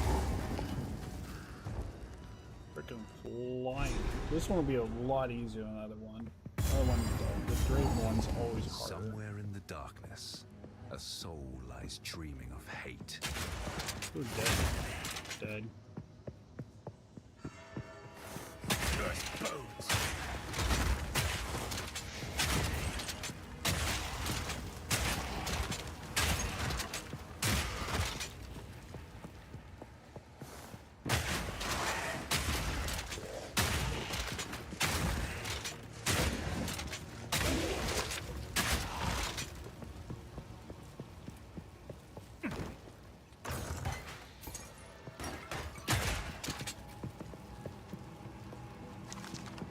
That's right, way smoother.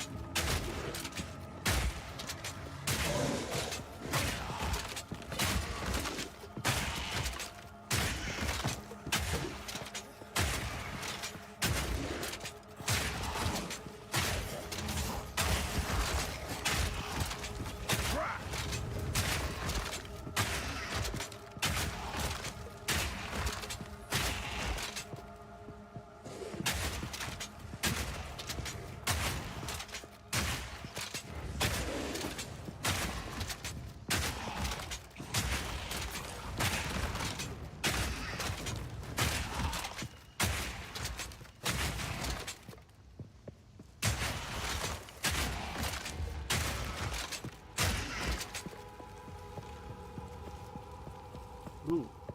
There we go, that's profit.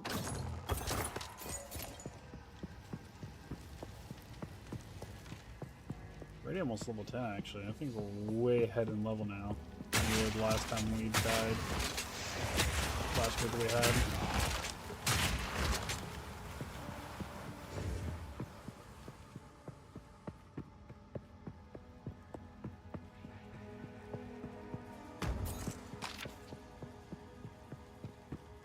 Do some.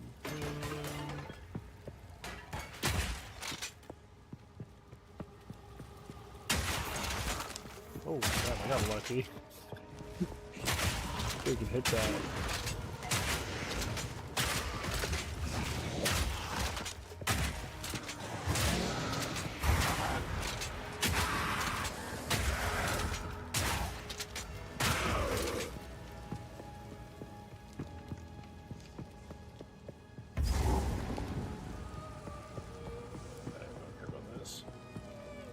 It's up north.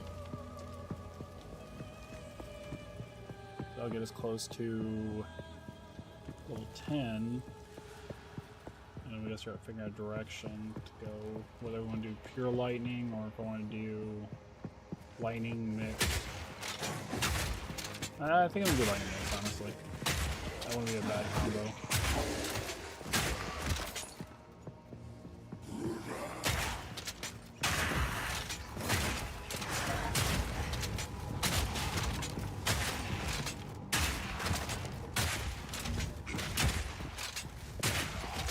There we go.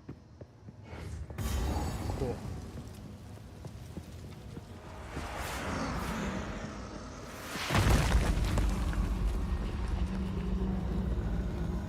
You will never leave this place.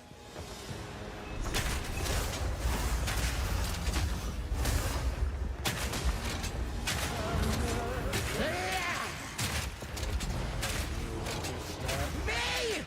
Raven, I need you.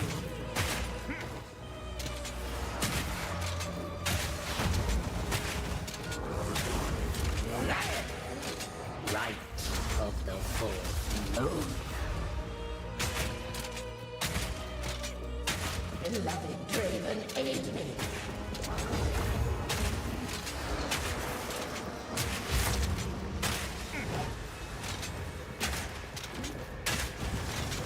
Right of the fourth moon. My love, I call to you.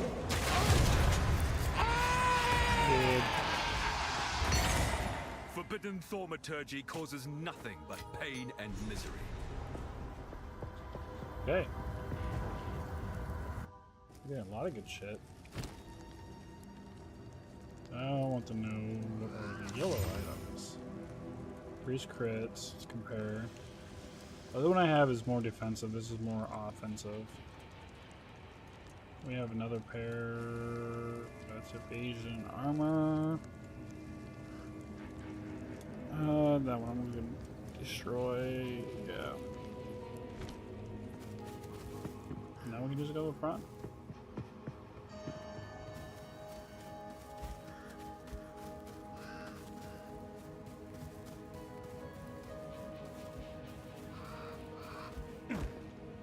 Have these? At last, it's open! Praise the first ones! Okay. Now we just wait for him to freak out. What is this? Graves! Isabel, Torquil, Callum, the family of Count Lachlan of Ogham. My family! This doesn't make any sense! They're dead! Those bastard Eternals! I must make them After pay! this fight. I must make them suffer!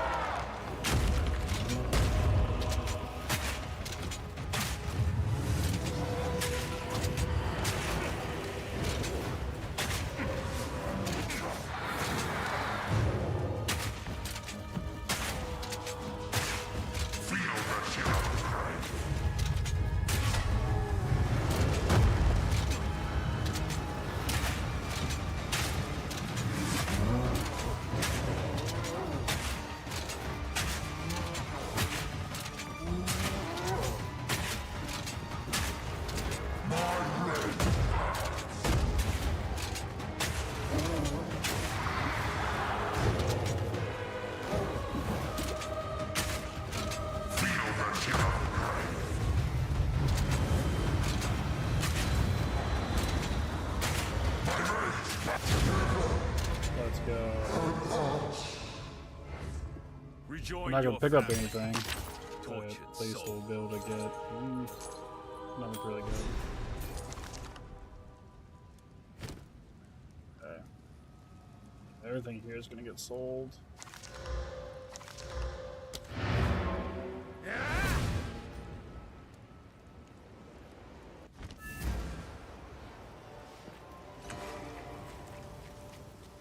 You found. Okay, now you can revive them, and now I don't have to worry about any wisdom scrolls. I need to stockpile them because if I ever die again.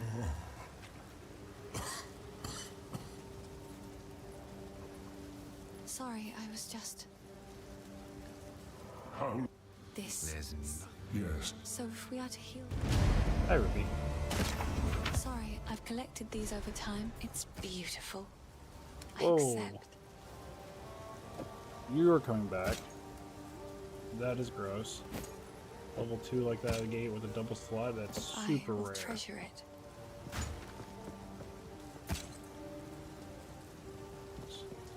These will be disenchanted. Yep.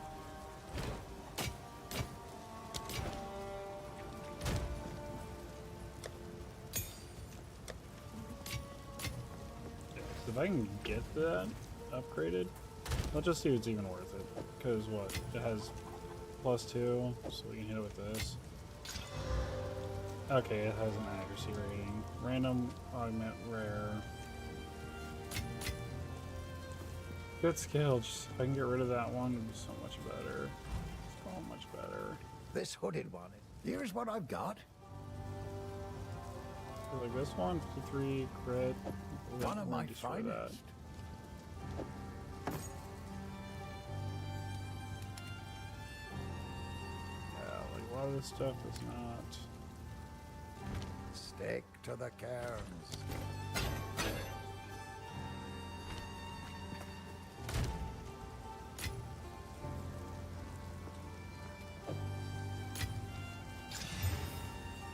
No, I'm just gonna increase the physical damage of it again. Boop, bada bing. Now we're up 40% increased damage, so 81 total. What do you need? Nope. Sorry, these are just some odds and Oh no, ends of I mine. need disenchant. Bye.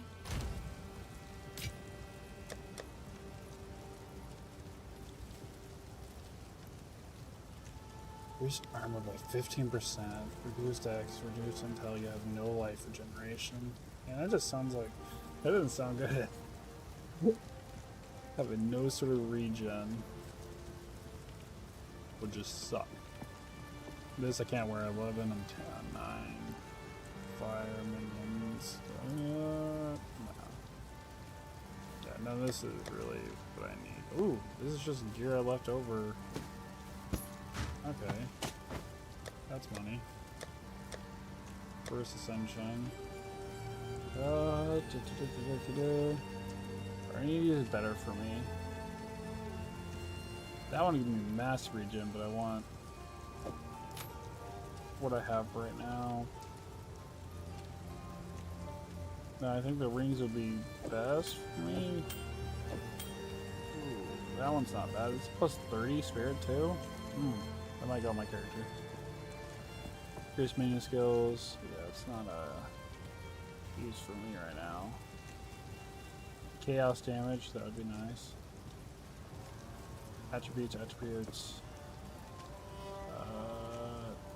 2 all attributes. More spirit, more armor. Spirit, energy shield, element resistance. That's honestly not bad.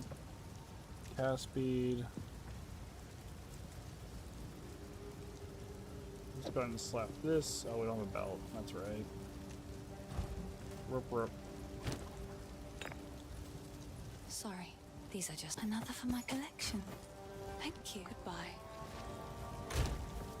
Once we get to that level, we can slap that on. Freeze, recover on kill, magnitude of bleeding inflict, increase damage for war cries. And that is Eternals. Now we go over to the hunting grounds.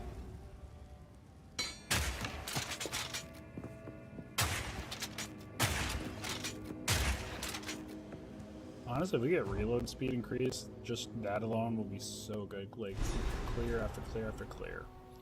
If I can get a lightning version of it, which I think the closest to a lightning version... Finally, I'll familiar have to terrain. get a skill gem again to show it. They must be getting close to their village. Foul creature. God damn.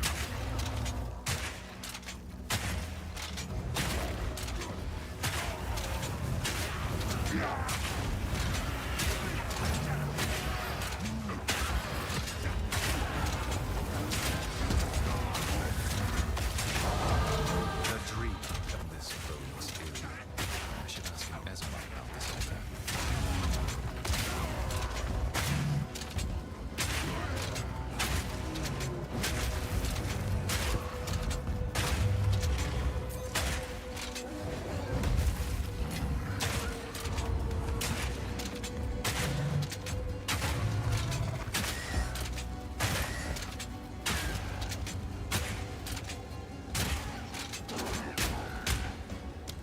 some reason when they're that close, it's not gonna work. Cool.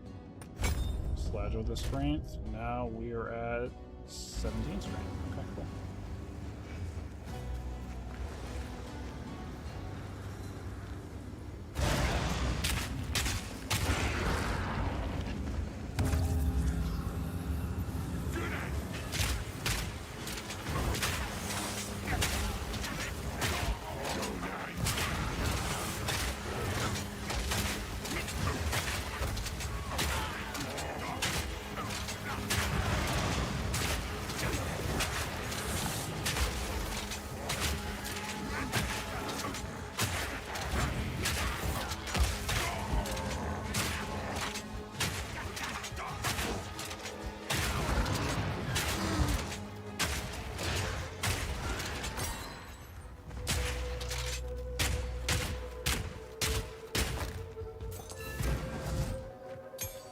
Now see, that's though it is full of... is ominous. Yeah, I'm liking this quite a bit. I think the one I'm thinking about, it's not an explosive shot. There's a glacier shot, glacier bolt, explosive shot, which is basically just fire or ice. Yeah, converts 60 to cold damage. I don't really like that one either. Jesus, converts 30 to fire damage. High velocity rounds But pierce it's through just enemies probably and the most deal superior. bonus Bolts damage to pierce 6 monsters with targets, broken armor. knockback. What does it do to armor broken High again? velocity rounds pierce through enemies and deal bonus damage to 100% monsters damage with after broken piercing armor. an enemy. Oh, that actually would be a bad combo. Storm, artillery ballista. Yeah, I think the one I'm looking for is Plasma Blast, which is the lightning version. And that one will be gross. Convert 70 physical to lightning damage. And then 2 seconds to total attack time. Okay. Knock back enemies, 30% more chance to shock. Okay. Converts 100% physical to lightning damage. What? Loads of crossbow bolts in charging fire period. Pierce through enemies and explodes upon hitting terrain. Okay. That is gross. That will be fun, actually, if I can get to that. So, I already something, talked to you. please. What are you talking about?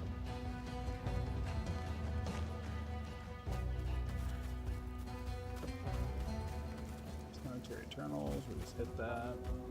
Oh yeah, so I was gonna make coffee in a second. We'll do a little bit more grinding until I have to DP back and then we'll do the coffee. Loathsome creature. Oh, I thought it was in the crossbow.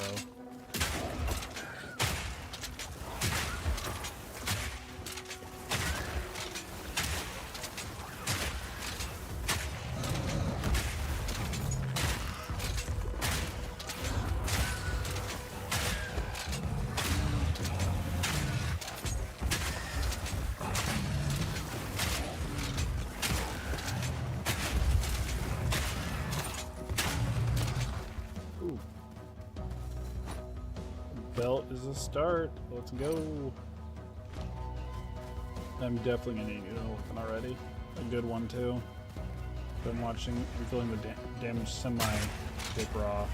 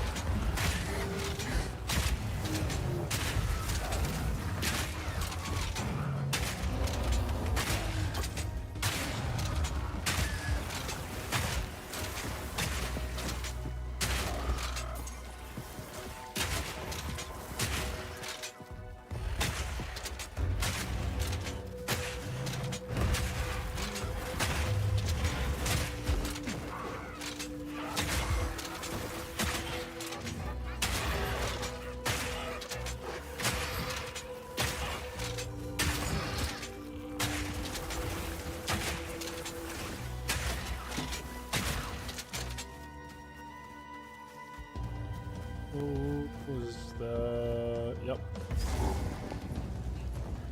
Craig Vaughn. Okay. I sense Let's a checkpoint. surreal presence. Skedaddle back. I don't have to worry about it.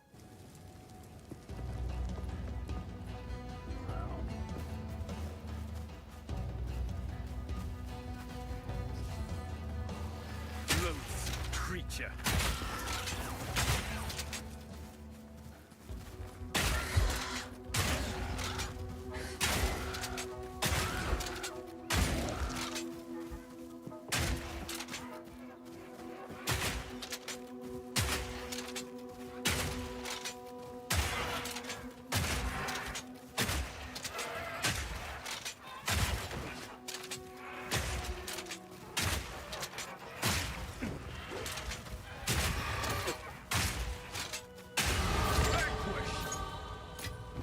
I've no room for that. Okay.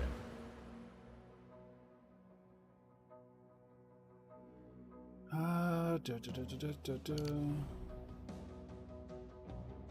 ahead and hit this. Stack strength. Yeah, none of this. Also, 15% chance to shock. Gain fire damage extra. 15. Okay, I'm gonna make some coffee. I need some coffee. Some coffee. I'm gonna keep it back because I don't need to. Get myself a cup of Joe.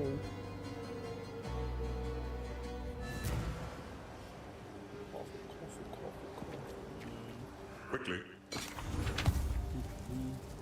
I don't know how to up it's in my. Please, take your time. Anything here with increase anything? No. Oh, I like this one. Stay safe if you can.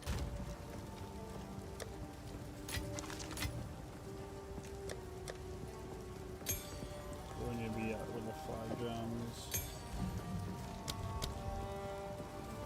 14. I got 3 levels for that. Cool. Coffee time.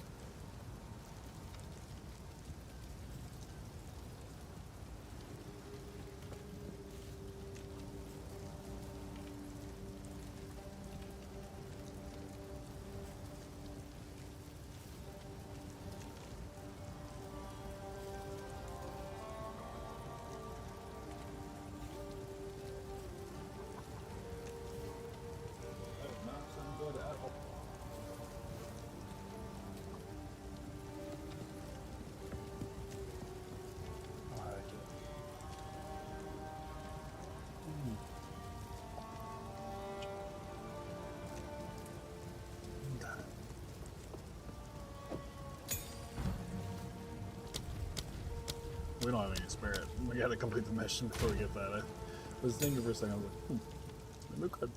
Maybe we could. Which one of these is like...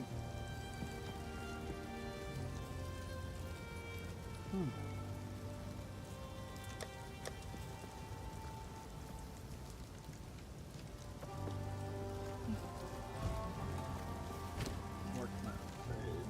Hogan belt, but...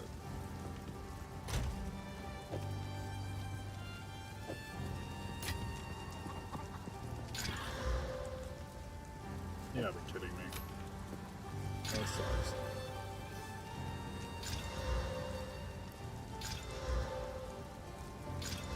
As soon as I got it with that 34 life, the game's like, nope, nope, can't touch. One more for you. I have to get rid of this.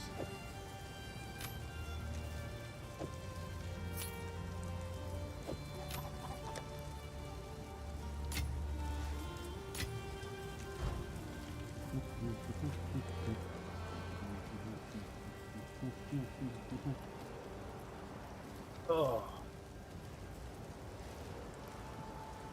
A chill pill in this game real quick, and then I'm going to sip some coffee while we watch random YouTube videos.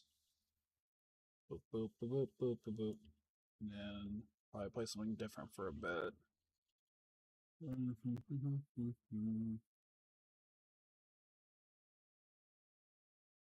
no new announcements were made. Okay.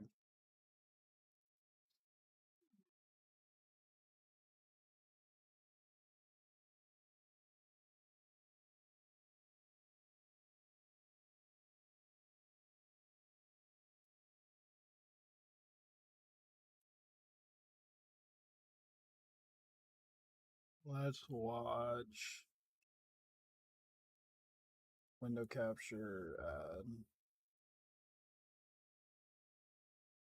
Let's do YouTube.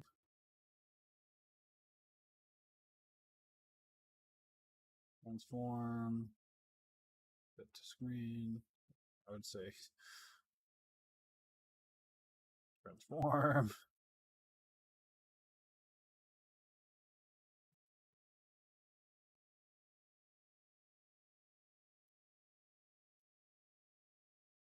That one specifically needs to be transformed, fit to screen. I'm gonna watch if there's any more drama recently. Season 5.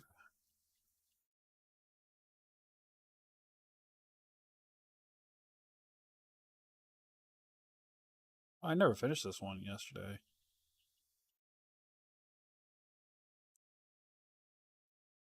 Let's look at it and see what else.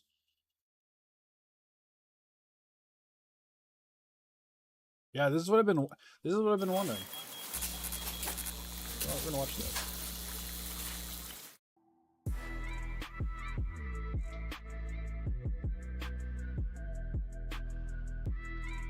Very interesting PoE1 news with the Arakali. I mean, literally have a human form Arakali tattoo right there. So it's like, yeah, we'll play with that. It's gonna be fun to cook up a build with it.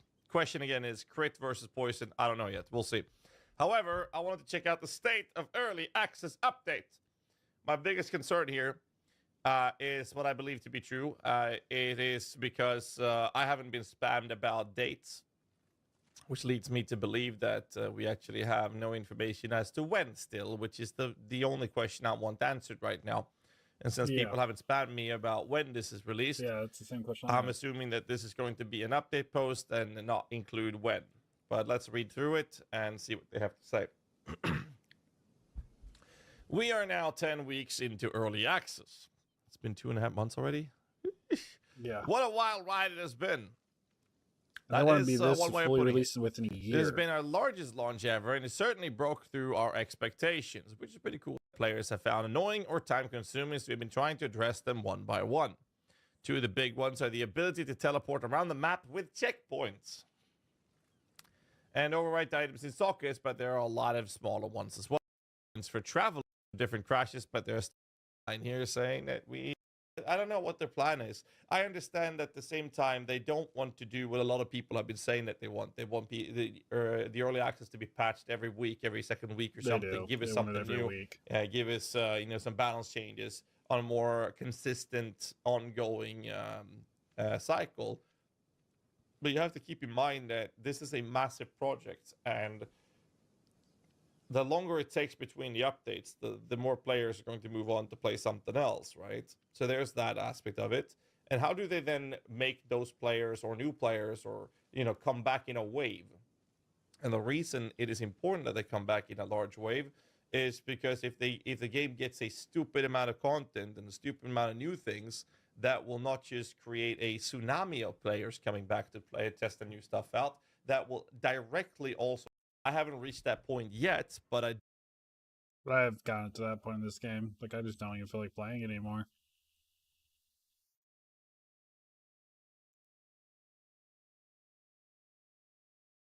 Is this once human? It is.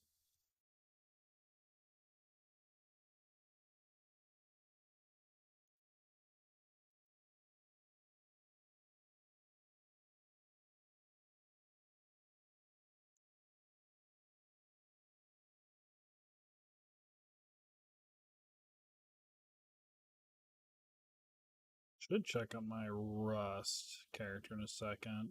Involving electricity, build and pair yes. Hunting real players. That's dope.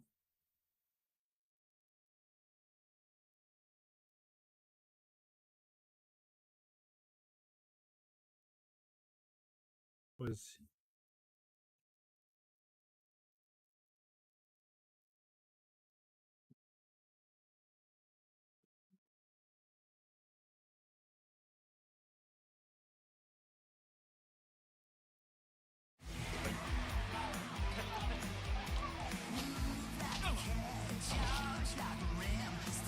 Hey folks, this is Riker. Diablo 4 Season 7 is shaping up to be the best yet. At least if you don't mind drowning in loot. But are we getting too much of a good thing? Meanwhile, one of the fathers of Diablo has some strong words about the state of ARPGs. And he's got a point. Plus, Path of Exile players just pulled off the biggest community-driven comeback ever. EA's latest move has BioWare fans worried. And Civilization 7's early release is not looking great. Oh yeah, and Bloodborne fans, you might want to brace yourselves. We'll cover all that and more in this week's gaming news wrap-up video. But before we dive in, a quick word for this video's sponsor. You ever wish you can pull off insane air combos in an MMORPG? Well, Crystal of Atlan is about to change the game. Then in some Bloodborne news, no, don't get your hopes up, it's not good news. Oh, okay. Or is it? I guess you can spin it that way. Lance McDonald, the creator of the 60 FPS mod for Bloodborne, posted on social media that he received a DMCA takedown notification on behalf of Sony, asking him to remove links to the mod that he made in 2021. And he has complied. Of course, the mod is still out there. Tons of people have it. It'll likely live on the internet forever and still be accessible. It's just going to be a lot harder to find it. Still, this is a jerk move from Sony. His mod is not illegal, but he would have to prove that in court, and that means spending a ton of money. A ton of money that a giant company like Sony can afford to spend and make the case drag on for months and months, effectively bankrupting the modder, so it's just easier to fold when you're bullied by a big corporation. Can't blame the guy. Now to clarify, this is a mod for PlayStation, and you'd have to use a jailbroken PlayStation to run the mod, so you can make an argument about it being illegal to jailbreak a PlayStation, but it's not illegal to mod a game for personal use if that mod does not facilitate piracy or cheating or circumventing DRM. All the mod does is lift the 30 FPS cap to 60 FPS. Now you may be wondering, where's the good news in this, Riker? Well, I suppose you can perhaps read this as a sign that Sony may be working on their own 60 FPS version of the game. Like maybe a remaster? The odds are incredibly low, but hey, who knows? Then Sid Meier's Civilization 7 had its early release this week, with full release scheduled for the 11th, and things are not looking great. On OpenCritic, it has a top critic average score of 82 out of 100, with 86% of critics recommending it. Which is not bad at all, those are actually pretty good numbers. But on Steam, the game has mixed reviews from users, with only 48% of the reviews being positive. And it should be noted, the user That's not reviews good. are currently coming from people who paid extra for the early launch version of the game. So these are reviews coming from the most die-hard fans most eager to play the game. And it seems a common thread amongst the user reviews is that the game has great potential, but seems rough and unfinished in its current state. While it's not exactly new for a Civ game to only reach its stride after multiple updates, this seems to be the worst.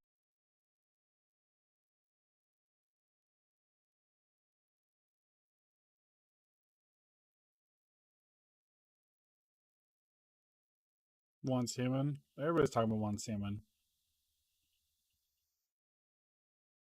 So watch the Pokemon while he's sipping. Oh!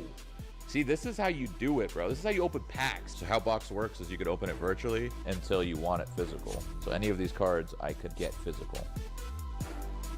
Oh! You mean like that? Doing this virtually or doing it physical is kind of the same thing, but the main difference is you know exactly what your odds are. We can have Box send it to us, confirming.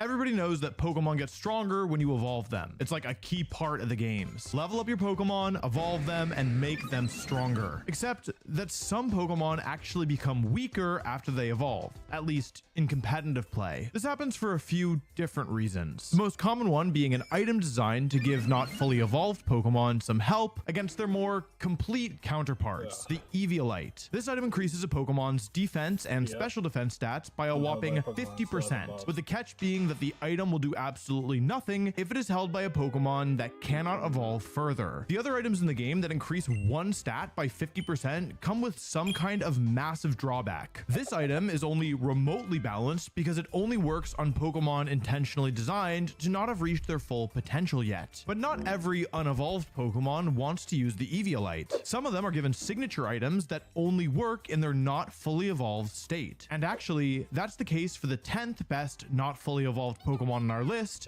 Pikachu.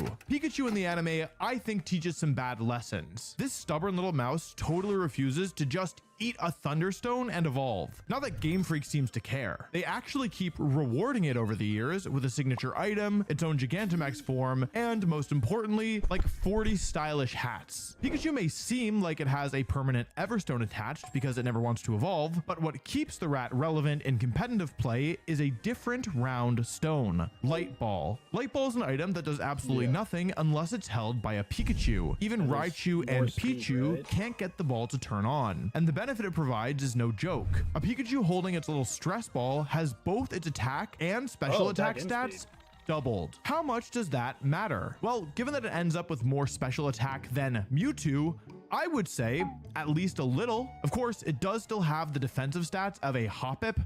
Actually, they're 5 points lower than a Hoppip, so Pikachu is a bit of a glass cannon. But in competitive play, massive power just on its own is rarely enough to get a Pokemon usage. Luckily for Pikachu, it has two other qualities that I personally know very well, having used both of them on my world's winning team, albeit on Raichu. The move Fake Out and the ability Lightning Rod. Fake Out stops whatever it hits from moving for the turn, and though it is normally better on Pokemon with a bit more bulk, Pikachu can use it to offer some support for its partners when it's backed into a corner. Lightning Rod offers team-wide support as well. It not only makes Pikachu immune to all electric type moves, but will also draw in any electric type moves targeting Pikachu's partner, and it gives Pikachu a special attack boost whenever it eats the electricity. For teams that rely on electric type attackers, Pikachu's an unusually scary sight. Pikachu flips the usual pre-Evo formula on its head. Instead of getting more bulk thanks to Eviolite, it offers more wattage, and that massive attack is the main reason you'd be tempted to make it work. Though of course, its icon status probably plays a role as well. Over the years, Pikachu has made a few appearances in official tournaments. During Omega Ruby and Alpha Sapphire, I played against a Pikachu in the semifinals of a tournament. It actually one-hit KO'd my Kyogre thanks to the Light Ball doubling its Volt Tackle. During Sun and Moon, another player paired Pikachu with Tapu Koko, who could boost its damage to ridiculous levels with its ability setting up the electric terrain and its attack discharge hitting both opponents and powering up Pikachu further thanks to Lightning Rod. Sword and Shield gave Pikachu the ability to return to its body positive early roots, getting big and unleashing the most terrifying cry you've ever heard. thanks to its signature Gigantamax form. Gigantamax Pikachu's G-Max Volt Crash had the side effect of paralyzing both of your opponent's Pokemon, including the Pokemon you didn't even damage, combining a bit of that earlier utility with Pikachu's power. Pikachu's best placement when Big Mode came out was top 32 at a regional championship, on a team that greatly appreciated the pseudo-speed control that Pika could offer. But even though Game Freak keeps doing their utmost to make the mascot usable, the issue of Pikachu's lacking bulk is still bigger than, well, G-Max Pikachu itself. Even with doubled HP, Pikachu is just far less bulky than most other Pokemon, and that means that it's never won a major event. Not that you need to be bulky in order to win, as our number 9 slot is here to prove. Before Generation 7, there was zero reason to use Haunter. Well, unless you wanted to use both Haunter and Gengar, but I mean, what kind of lunatic would do that? Anyway, the key phrase here is before Generation 7, because when Sun and Moon made their debut, Gengar had one of its best tools ripped away from it, Levitate. Interestingly, Haunter received no such nerf. This gave Haunter a very small niche as a ghost-type Pokemon with poison coverage and 3 immunities. During the first year of Sun and Moon, Fairy-type Pokemon were running the show. More specifically, Tapu Koko, Tapu Fini, and Tapu Lele. Not you. Also relevant during Sun and Moon's first year, Garchomp was one of the single best Pokemon due to its high base speed, great overall bulk, and powerful Z-ground attack. But Garchomp had trouble against the Fairy-type Pokemon that plagued the format. Now, the only weakness that all 3 Tapus shared was Poison, but pairing a Poison type with Garchomp was risky because if Garchomp ever wanted to use Earthquake, that would be the end. Unless, of course, there was a Poison type that was immune to Ground-type attacks. See where this is going? An Australian player won a regional championship with Haunter, and like Pikachu, it also didn't hold the Eviolite item. Giving Haunter an Eviolite is like trying to do a proposal with a ring pop. It doesn't work, and you've wasted a precious stone. I value ring pops a lot. Do they know what the ring pops are?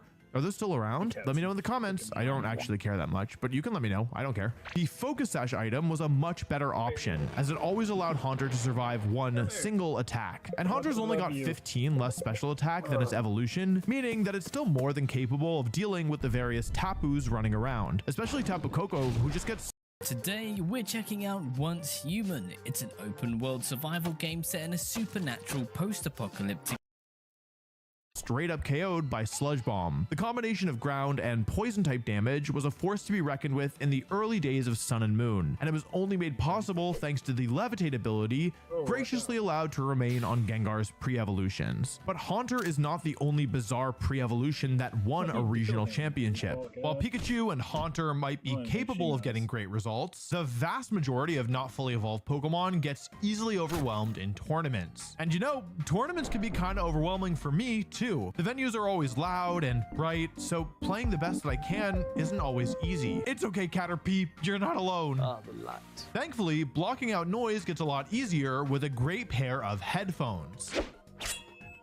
That's why this video is sponsored by Raycon. Wait, I'm talking, right? I can't hear anything. The noise canceling is so good. They're kind of Focus Sash or nothing. But what happens if another Pokemon in your team really needs the Focus Sash and you really need the value that Whimsicott provides? Well, I guess the only answer is you try out Cottony. With Eviolite providing that tiny bit of extra bulk, it barely lets Cottony survive a very important set of attacks in the 2016 metagame. On the physical side, it could tank a Talonflame Brave Bird or a Mega Kangaskhan Double Edge. On the special side, it could survive some of the strongest moves in the format, including a Geomancy boosted Xerneas Dazzling Gleam or a Mega Salamence Hyper Voice. Whimsicott without Focus Sash could live either the attacks on the physical side or the special side, but not both. Now you might be thinking, wow, that sounds really good. Surely Cottony picked up in usage after this win, right? No, they didn't. And that's because normally Focus Sash does the exact same thing and you can't get screwed over by an unlucky critical hit. But I think that team building solutions like Cottony are really cool. It didn't pick up in general after the win because Sash Whimsicott is just better in most cases, but the key word there is most. Sometimes a Pokemon that isn't optimal in general is exactly what your team might need.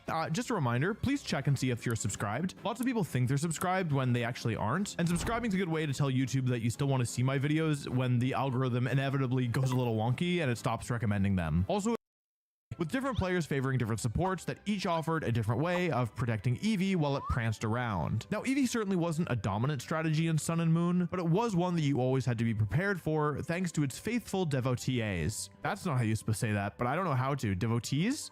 Devotees? You know what I mean.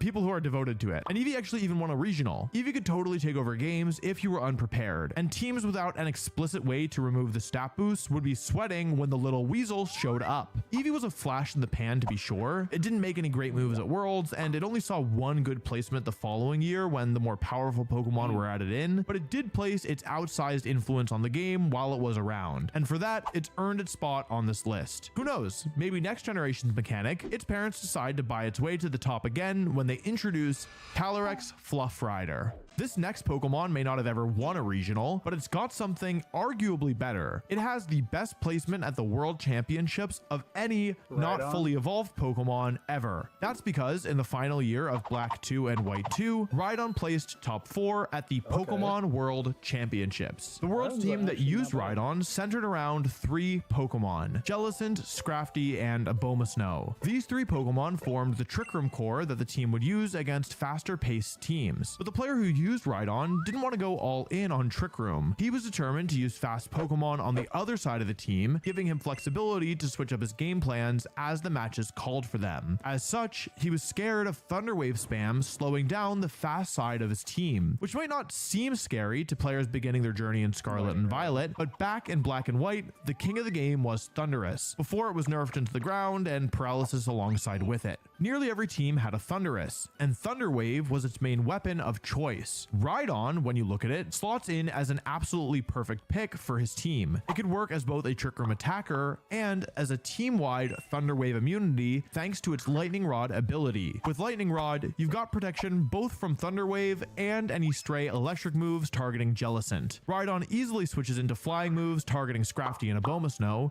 and it has other great synergy with Abomasnow too, with Abomasnow resisting the grass, ground, and water moves that Rhydon is afraid of. Rhydon usually started the battle hidden in the back, only switching in when it could either sponge a hit or redirect an electric move. But Rhydon still got a pretty beastly attack stat. With Rock Slide and Drill Run, it could do good damage, and it also used a sneaky move to take advantage of its offensive presence, Substitute. Back in the days before tournaments were played using open team sheets where you can see the moves of the opponent before the battle, this was a huge surprise. It allowed Rhydon to exploit the turns of opponents switching or protecting to stall out the Trick Room by setting up your own little mini Rhydon in front of the bigger Rhydon, remaining an offensive threat even in the normal dimensions. Untwisted dimensions? The fact that Rhydon placed 4th at the World Championships feels like it should be enough to qualify Rhydon for the best not fully evolved Pokemon ever. So how is it outside the top 5? The answer is that while Rhydon has the highest peak, it just doesn't. It's freaking wild.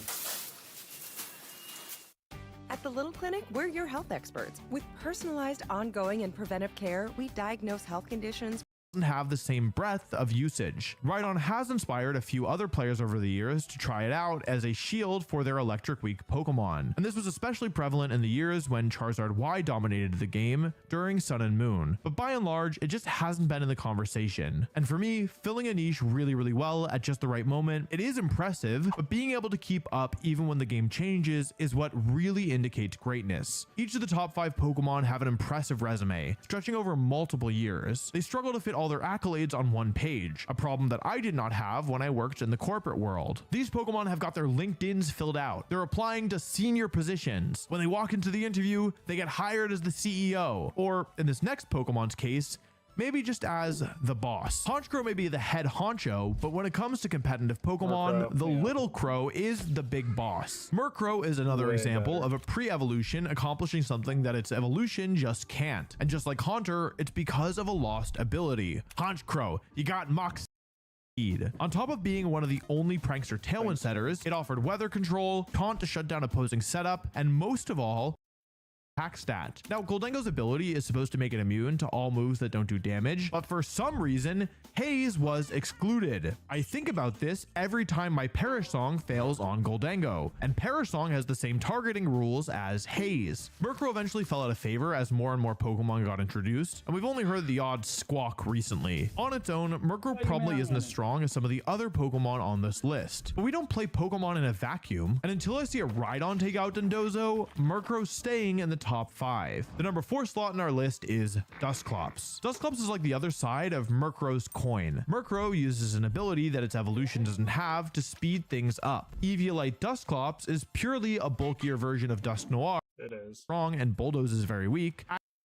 Unfortunately, it's still Prinplup. My understanding is that the person who used this only brought it to one match and they lost that match. So I maybe shouldn't have mentioned it, but you know what, never mind, let's just move on. A few of these Pokemon fit in the same box labeled Eviolite is broken. Basically, they do what their evolution does, but with a bit more bulk. That applies to Chansey, who's only ever been used on stall teams, and Mischievous, who actually got second at US Nationals in 2013 as a Will-O-Wisp support mon. It's also the case for the very thirsty Laleep I used to get 9th at regionals in 2013. Technically, Cradily would have been better here, but I thought that Laleep was a lot funnier, so I chose to use it. 2013 was my worst season ever. I didn't think it was fair to mention Pokemon that were used before they got evolutions, like specifically Bisharp and Duraludon. These Pokemon have really seen no usage since they got their evolutions and saw a decent bit of usage before then, but they weren't not fully evolved then, so I'm not mentioning them here.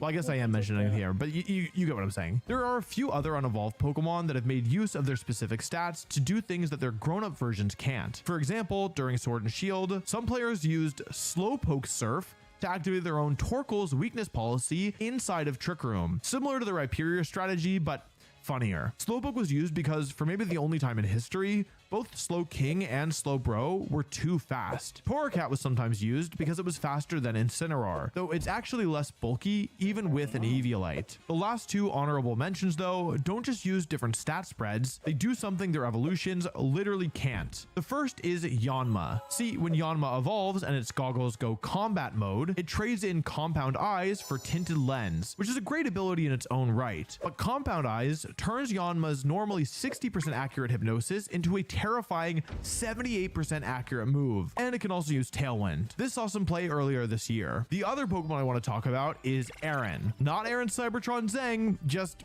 Aaron. Specifically, a level 1 Aaron. Yep. Do you feel fear? The long and the short of it, and Aaron is very short, is that this Aaron is immortal. See, Aaron's got Focus Sash built in via the Sturdy ability, except it's better. The way that Sturdy works is that whenever you're at full HP and you take an attack that would knock you out, it lets you survive with 1 HP remaining. Combine this with the Shell Ball item, which heals based on how much damage you do, and Endeavor, which just takes the target down to your current HP stat, Aaron can repeatedly take opponents that damage it down to 1 HP, healing the health back with Shell Bell, in which case Sturdy is then active again, and allow the Sandstorm to knock out any Pokemon that was hit. I brought the strategy to a regional back in Black and White 2, and I actually finished 9th. The reason that I lost is because I didn't know that the Mold Breaker ability ignored Sturdy. The strategy is no longer usable because now all Pokemon are automatically set to level 50 in official tournaments. I do not know if my Aaron was part of the reason for that ruling changing. Anyway, those are the runner-ups. Let's move on to the big dogs. And while technically we're on to the top 3,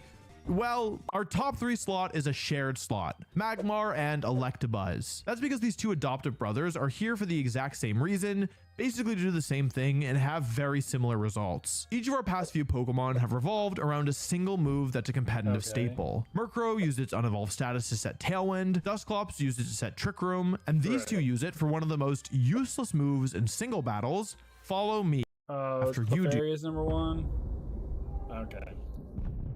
Kind of saw that. I was hoping it would be something different. I thought it would be freaking. No matter how fast they would otherwise be. And what that means is that even it can't match up to Clefairy. It's the of bulk, longevity, offensive presence, and disruption are on par with any Pokemon to ever set Trick Room, outside of maybe Cresselia, and the results back it up. Remember when I said that Rhydon was the highest placing not fully evolved Pokemon at Worlds ever? Well, that's still technically true because it's tied with Porygon 2, who took home a 4th place of its own in 2023. On top of its World's top 4, Porygon 2 has dozens of regional and special event first places to its name, as well as 2 international titles. It's almost won every single level of competitive Pokemon tournament. Wait, don't I know somebody who did that? So, what makes Porygon 2 so good? Well, in addition to its phenomenal bulk, it's phenomenally versatile. Let's not forget that Porygon 2's highest stat is still its special attack before the Eviolite, and it has 2 abilities that can power up its attack stat in download and analytic. Even if you don't train it in its special attack stat, Porygon 2 puts out enough damage that you really can't just ignore it and let it sit in the field forever. Its coverage is also really hard to deal with. Between Tri-Attack, Thunderbolt, and Ice Beam, it's just really difficult to ignore. And it's not a Pokemon you can just chip down over time either, thanks to its amazing recovery with the move, well, Recover. The main reason to use Porygon 2 though is of course the fact that it gets access to Trick Room, one of the best speed control moves in the game. It has other speed control moves as well, like Electro Web, Icy Wind, and I mean I guess you could use Thunder Wave as well, but normally it's a Trick Room attacker. One year in particular, Porygon 2 was so popular that they started running Toxic as a counter to, well, other Porygon 2. Porygon 2 is actually so strong that it's one of the only non-restricted Pokemon to have ever been banned from competitive play. In one of Sword and Shield's rule sets, the top 10 most used Pokemon from the previous season were temporarily banned from competition. Porygon 2 was one of those unlucky 10. Although looking back, I'm sure it doesn't feel too bad about the shout out. There have been times where Porygon 2 is not the best Trick Room setter available. It's even been outclassed by Dusclops before, sitting 3 entries lower. But what makes Porygon 2 the indisputable greatest not fully evolved Pokemon of all time is its remarkable consistency. When you're building a team structured around Trick Room, Porygon 2 is always going to get a look. I think one thing that really backs this up is that for every other Pokemon on this list, I've had to justify reasons why it can hang with the big dogs. Either it was a niche strategy, or it made use of limited availability, or the stars aligned just perfectly for it to pop off. It's like I feel like I have to prove to you that, yeah, some of those Pokemon are actually good. Like a Porygon 2, I can see that. Is it out?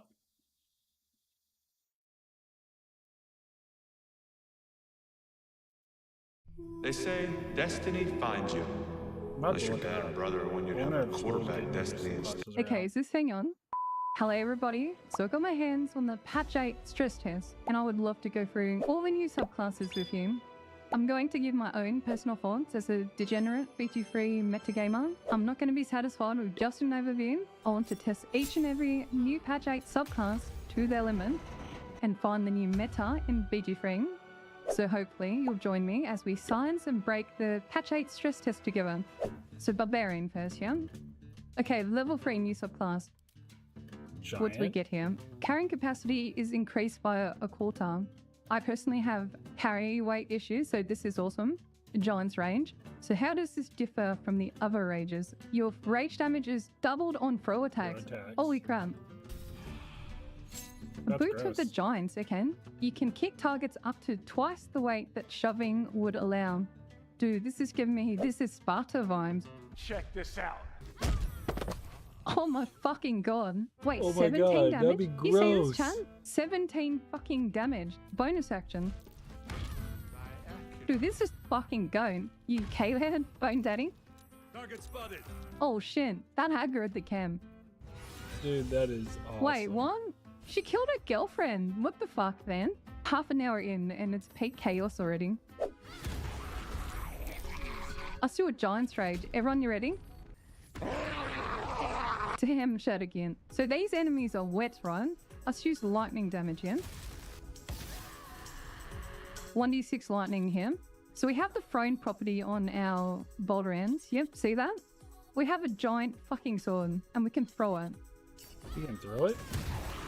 Oh, Jesus God. fucking Christ, we rolled a 38. It does not cost any action or bonus actions. Dude, we can change element on the fly here. Wait, Mighty Impel. Let's see how much damage this one does here. That's pretty decent. 22. Let's try Mighty Impel again. From a height, this one. Dude, giant. That's gross. Holy goddamn, man. Let's kick this one in the head, mate. Jesus, dude. Initial impressions. I'm so fucking wrapped about this. Oh my lord. Okay, we should test out an actual proper boss of this one. You know, fuck it. Let's crit him. Holy crap, 54 land. So what's everyone's impression of Giant's Farm? I'm a big fan. Very big fan. I can't believe the icons that are faint. Bruh. Dude, that's gross. I think with a bit of optimization, definitely a strong, solid contender. With a bit of multi-classing, the kick's my favorite thing. Yes, the kick is my favorite thing. Oh, fuck you, Aelin. Alright, what's our next one? College of Glamour. Mantle and Majesty command. Command a creature to flee, move closer, aka come, freeze, drop to the ground, or drop its weapon. Hang up, this is cool. Targets that are charmed automatically fail their saving throws. Probably the most interesting part of this subclass so far. It's once per long rest. Bruh. Let's do the Mantle Inspo. Well, that's nice animation. Let's proc an opportunity attack and see if it works. Okay, they were charmed instantly. I don't think there's a saving throw. Okay, let's use the other feature here. It's 100% here.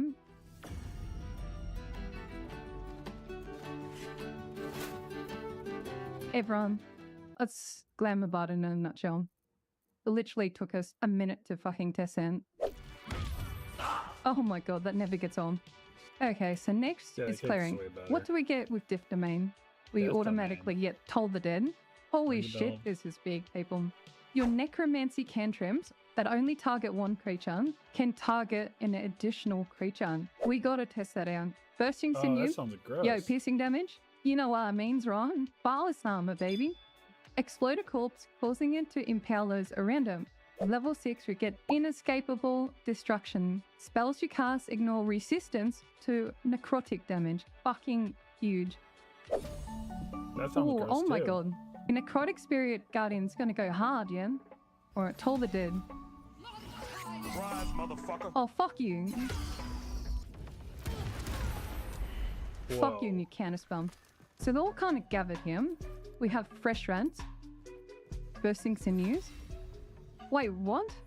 We can do the same corpse twice here. Alright, let's test it out. Dude, what the fuck? That goes hard, what? Dude, Touch that of Death actually here. looks dope. This is our channel Divinity here. Touch of 2d12 Death. necrotic, 7 Dude, I'm for probably gonna play this 29. class, honestly. Oh, we're critted for 29 The then. subclass looks That's way sexy, man. better. I do like that. What's everyone's review of the subclass? Very fun looking. I I just like like it. that from level 1 you get something decent. We're going left to right. The Druid is the next one, everyone. Circle of the Stars. Circle of Dude, there's Stars. so much here. You can Looks expend dope. a world-shaped charge to take on a starry form rather than transforming into a beast. Yo, this is good. I hate being a furry. Oh, something new at level 6 here. You consult Cosmic the Omen? stars for a cosmic omen of weal or woe. The omen grants you the ability to increase Wonder when or it's out. decrease attack rolls and saving throws. I think that's going to be fun in dialogue as well. Let's try the archer first. Okay. Oh, dude, that's a pretty animation. Okay, let's try out a luminous arrow. Wait, they can counterspell that? Bro, that's actually cringe. I think it's gonna be a good early game. Let's say we're an archer, so we can use our star map guiding bolt, yeah? So let's say we do this, right? With our action. Oh my fucking god, dude. So let's say we do this onto an enemy. Everything. It's decent damage, and there's Rat Orb, yeah? So we can Luminous Arrow in the same turn. Like, early game, this is going to be good. Should we try the dragon out? Alright, let's do this breath attack. What's the animation on it? 20 damage. That's cool. Also, the animation goes hard. I think that's cool AF. Does turning into an animal cancel the constellation? Okay, let's try it out. Mind us all signs while we're here. I'm a fan of some. Can we also draw wagon? Yes. No, it's its own form, Sotan. Personally, I'd probably just cancel the form. level 2 Dipper with the radiating armor. Right, what do we got next? Fighter. You put plus for fire Oh, too? here we go, baby. Arcane Archer. I do like the symbol there, the icon. Okay. We'll test it out and we'll see what the rolls are. Guidance to Finger Blaster. Sorry. Oh, we can learn stuff here. Banishing Arrow. Beguiling Arrow. Yo, Shadow Arrow. Oh, this could be good. It's a wisdom save. So it seems like with every arrow here, it consumes an arcane arrow charge. If we do miss, it does not consume an arcane arrow. Okay, we get something at level 7 here. Curving shot. When you miss with any magical ranged attack, use a bonus action to attack the next closest target with the same attack. Okay, interesting. That hasn't done that at all. That's not my pasta. It sounds like that'd be Timothy, like the line really is, good. that's not my... Can we fight Raphael with this one? That sounds like a beautiful idea. Damn, more coffee. Holy shit, look at that arrow damage. Dang, make Should we some try more coffee in the a second. piercing arrow first then? The range is pretty mid. This looks dope. I only did 40 damage, right? The DC is 8. That's awful. Okay, let's try out a shadow arrow. Okay, that's not bad. It's not looking hopeful. The thing is, like, I create a flesh stack. Look at the difference. I'll use a special arrow here. Look at the difference. Like, it's not gonna be good, people. What else can we try here? That sucks. If we banish Yogurt Man. The they're man's gone. banished. Let's find out the save on that one. DC 15, that's decent. I don't know, like, I feel like it's just a sidetrack for Mustafa Chan. Like, if you don't use a special arrow and you have a full arcane archer sort of consumable, I think it's kind of mid. That sucks. Wait, that hurt Jahira. We can hide behind this wall and try to shoot this guy. Oh, that's cool. That's very cool. Oh, it can curve. Okay, that's kind of What's not so cool is the damage. 5 plus 8 piercing then. For an That's arcane arrow charge, The arrow can curve like Who's Scraper that. does more I think damage that's than that. dope. I don't know, like, I was super excited for this subclass, but actually so underwhelmed. Oh, monk time, baby. Way of the Drunken Master. It's called Cheeky Tipple. You are immune to the negative effects of being drunk. Once per day, when you drink alcohol, you regain half your key points. Dude, that's not bad. A drunken performance. I mean, for role-playing wise, yeah. We only care about fisting people on this channel. Drunken technique. Here we go. Punch twice in quick succession and grant yourself an additional 3 meters movement with the benefits of disengage. We're gonna need to go buy some alcohol. Okay, level 4 we get sounds different like stuff that'd be here. gross. Intoxicating strike. Hit a creature with your bare fist and possibly get them drunk. Interesting. It sounds like a fun subclass. Oh, okay, here's where the synergy is here. Every time Intoxicating Strike ends, the monk gains life with the party, which increases AC and attack rolls against drunk targets. And it lasts into... Oh, okay. The condition ends if the monk is attacked or combat ends. Bruh. Oh, I don't know, okay. reading the fine print, it's kind of like, That kind of makes you kind of tanky. favoring That's a what it realization. You know, one of the things with this new patch, there is a lot of psychic damage. So Resonant Stone will be very pivotal. I like the icons. But bro, look at that damage. Just run to damn Murphy's, yeah?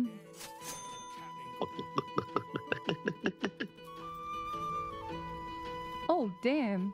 Dude, they cooked with that one. Chatty cute. Oh my god. I am not fucking drunk.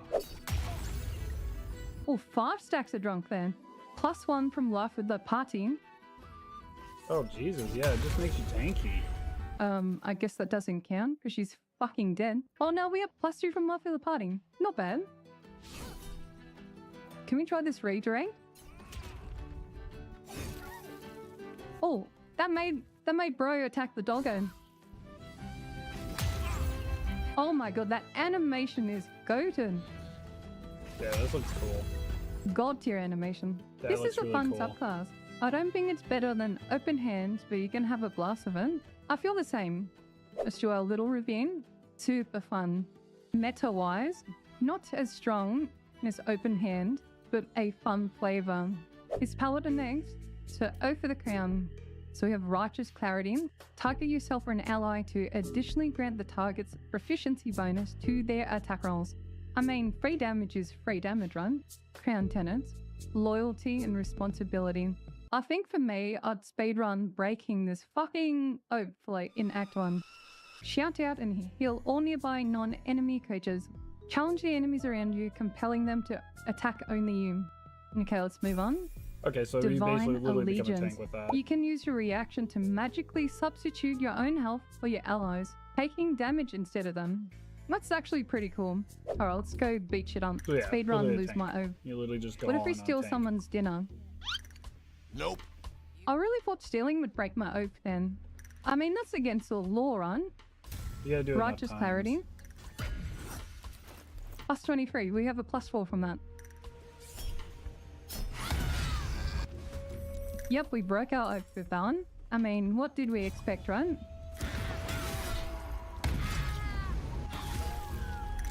Oh my lord. I'm not waiting for the turn. Let's move on. Be strong for a party. It's solid, but you know, plain Jane it's sort of literally deal. meant to The Ranger tank Danger, for baby. party. Oh my god, it's an actual picture of a bee here. Swarm Oh, keeper? we get a choice of gathered swarm here to bees. What? Oh my god, additional piercing damage. What's a jellyfish do? A lightning damage. Shock my enemy. Okay. Moths. That sounds so Psychic cool. damage. Blind your target. You can make a case for all of these, yeah? Like the bees would be good with Bala Summon. The jellyfish would be good with wet and vulnerability. The moths would be good with the resonance stone. Okay, I have a confession. I have not seen the bee movie. Teleporting with your swarm now increases your AC for the rest of the round. Okay. There's our Okay. little swarm then. So you like That's jazz? actually cool.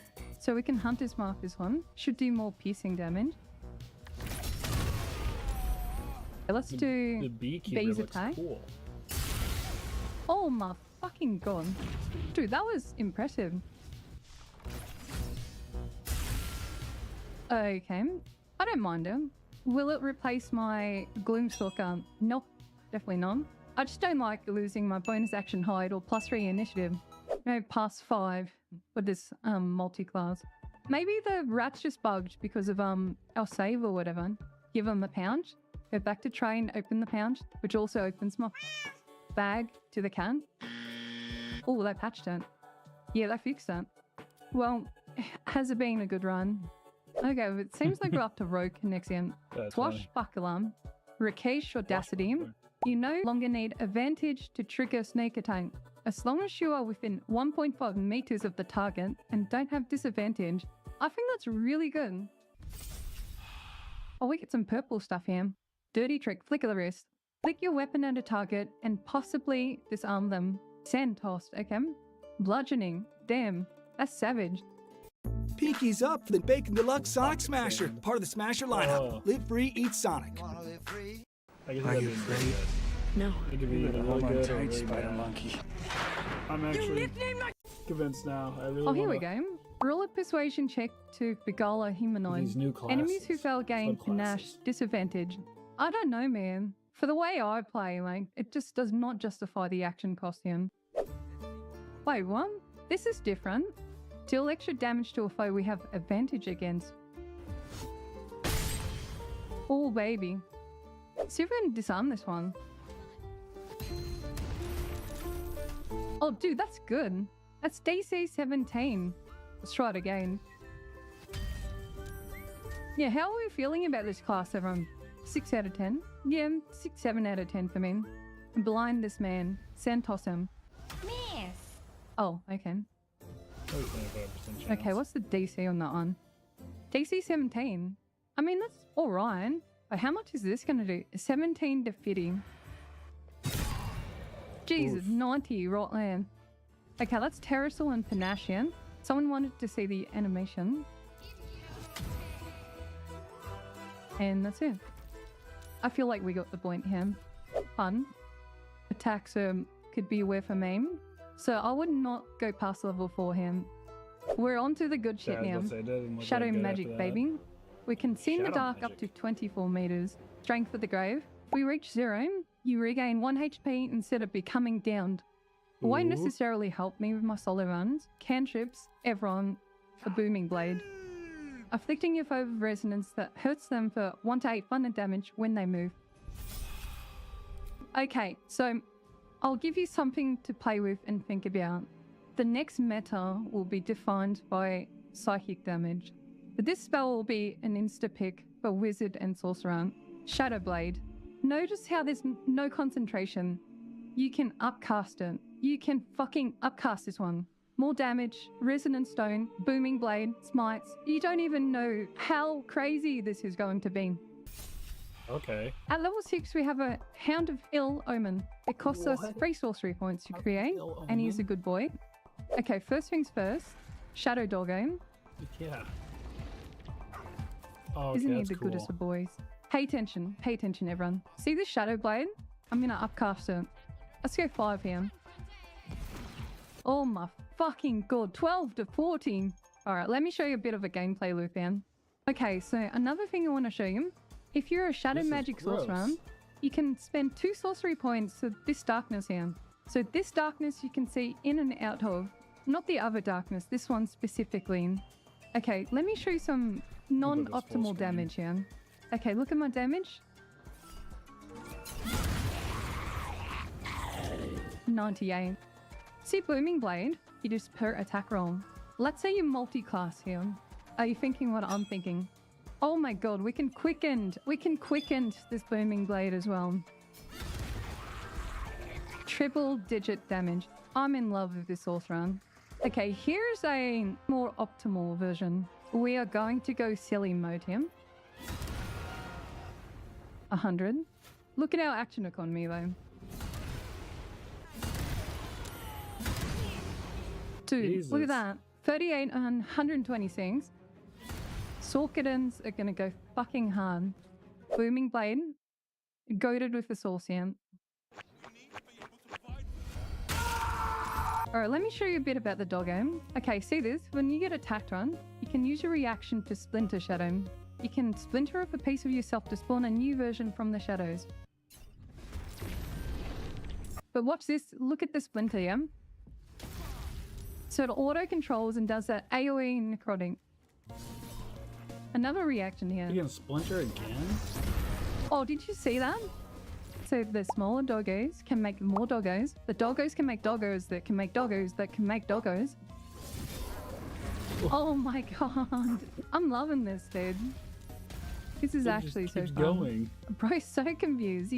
The AI broke in. This is how fast I'm pressing the spacebar. So what's our review of Shadow Sorcerer? Hound is pretty top king. Dude, I love that. That's fun, yeah? Top tier subclass. So Hexblade, people.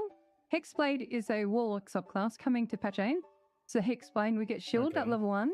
We also get Bind Hex Weapon. When you attack with this weapon, there is a chance that the Hexblade's curse will be applied. The Warlock who cursed this entity adds a proficiency bonus to damage rolls. Is there a ruby that wants Well, my told the attention? dead. Oh my god, Booming Blade. Wait, Blade. one. It's all over. Okay, here's something interesting. A Curse Spectre. When you or an ally within 18 meters slay a creature that is affected by Hexblade's curse, you can raise an Accursed Spectre and they will fight aside you for a short period of time. That sounds alright, I mean. That sounds like that'd be gross too. I think do the combination between the Warlock and then Shadow Sorcerer. With the dog splitting? That's just gross. Is that new? Bro, oh my god. This plus Shadow Blade, plus the Curse, and the Resonance Stone. Dude, it's over. You know what our first spell slot we are used on? Shadow Blade, baby. Oh, whoa, what's this? 12 to fucking 40 damage. Oh, should we try a Booming Blade? Where's my second attack, Brain? We only have one martial attack in. Yeah, this class is begging to be multi-classed in. Oh, hang on. Let's try staggering. Bro, look at this damage. Just under 100 then. Oh, a Cursed Spectre. Oh, he was on the spectrum though. Yo, bro's freaking. Wait, what? He attacked it when I attacked it. Yep. How long does it last? 10 turns. Oh yeah, Consume the soul of your Warlock's enemy while healing Warlock for half the damage. So maybe in a big fight, you can have like a whole group of them. That would be pretty cool. Okay, Wizard time. Let us go Blade Singing. Gain proficiency of light armor and in the performance skill. Blade Song. Invoke the Blade Song +2 to AC. You also unlock Blade Song Climax, because we do love a good climax here. Blade Song damage charges will harm enemies an additional 1 to 6 force damage. Jeweler's Prerogative and Balsam probably OPing. Yeah, extra attack at level 6. Waiting for level 6 is such a long stretch in the early game. Song and Defense. When you take damage during your blade song, you can expend a spell slot to subtract 5 damage per spell slot. How do we feel about this one? I'm with ya. I feel like Shield does the job better. So here's the typical gameplay loop you would do in a solo run. I guess mirror image, blur, a blade song. That's pretty cool. Booming blade this person. Bruh. Okay, we can increase our blade song damage charges here. You can accumulate these charges by casting level 1 spells or above that are not weapon attacked. Should we try that one out? Wait, that wouldn't work because it doesn't count. Or does it? Should we try it out? How did you counter spell out? That's okay. Oh, Song of Defense here. Subtract 20. So how much was that meant to hit for? 14. Okay. So what do we think? What's our review? I think it's versatile. Blade song plus light armor is quite comparable. Can we offhand Falal or Louvain? You need the dual wielder, okay. So I'm gonna get Paladin for heavy armor. So we're gonna commit until 2 Paladin. We're gonna go into a wizard here. What's this? A booming blade, baby. Alright, let's go blade singing. Do you see all this, Jan? These aren't spell slots. They are smite slots for us. Booming blade, yeah? Okay, look at his HP, everyone. Oh my fucking dear god. I don't think it matters if I blade sing, sweetheart. Jesus. Do it again, baby. I actually like wizards now. Let's do something fun. Do a bard multi-class here. I think Thief for the extra bonus action. I think this is a fairly simple multi-class chat. Top 10 satisfying things to do. Kick these fuckheads. Murdered someone. Kick this man. Kick this still watcher. Too heavy. That's right, we'll kick him again. Oh, fucking Jesus. That's a lot of damage. So I have 3 bonus actions now. This is what the class is meant to do, yeah? Fucking A, man. Oh my god. Now that's Cayman, people. Top tier. 10 out of 10. Love this. Isn't this a lovely view? Agree, disagree, let me know in the comments. I will curate and make these better, but this is first impressions. Hopefully you got a lot of value out of watching this patch 8 test. Oh my god, the dances are so goofy. Take care, sweeties. Okay. Fuck yeah. Yeah, I'm probably gonna play that. What's up? It's Gronk, and there's nothing like the Super Bowl. I would know. I won 4 of them. No big deal. That seems like that'd be just gross. Once human mobile version.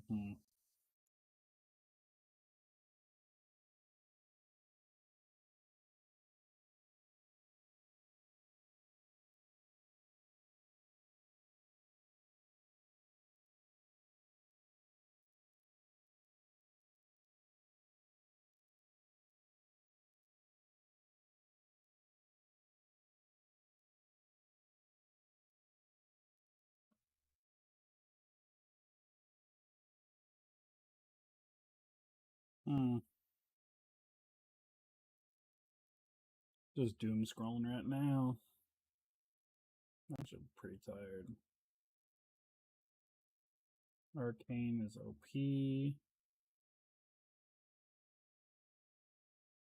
Actually, got my Arcane is bad, is what I would have said prior to this challenge. However, I have since been enlightened, coerced if you will, to the dark side. See, I managed to make a lot of people angry when I said nobody cared about Arcane. Of course, I know Bleed is very good, but I never dedicated any real estate to the Arcane stat and instead treated Bleed as just a passive. But I wanted to see what all the fuss was about and set out to beat Elden Ring and its DLC by only leveling Arcane. If you enjoy, consider subscribing to not miss more in the future. Thank you all so much for the recent support. It has been so nice, I really do appreciate it. Upon creating my character, I started off with the Bandit class as it offers a pretty good stat spread and has the highest base Arcane of any class class with 14. Entering Limgrave, now I can begin the allotted Elden Ring gathering journey of any run. Heading north, I talk to a mysterious woman who offers me a Honda Accord. I offer you an Accord.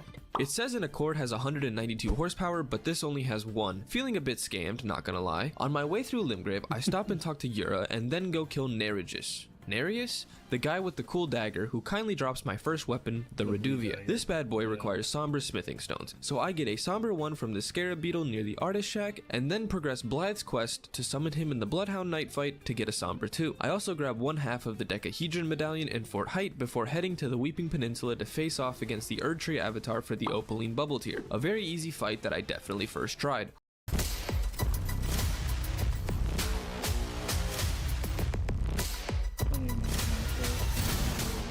With early setup complete, it's time to take on my biggest hater, Margella. Foul tarnished. In search of the Elden Ring. Emboldened, a flame of ambition. This shit was so cool, bro. Such a cool cutscene. Oh my god. Look at him. He's so cool. Alright. The Reduvia's special skill Bloodblade does crazy buildup and can proc bleed in just 1 or 2 hits. A neat addition is that if you are up close and use the skill, you can hit the boss with the actual blade for additional damage. This paired with the bleed is a deadly combo that works wonders. The damage may be good, but I am not. Okay. And with a few attempts, Margit finally goes down, but things were off to a pretty rocky start, I'm not gonna lie. Mother. Oh my goodness. Okay. Margit marked access to Stormville, where I grabbed the Hook Claws, a very strong weapon with innate bleed, and the Claw Talisman for increased jump attacks. Not much else to do besides take on Godric the Big Shafted.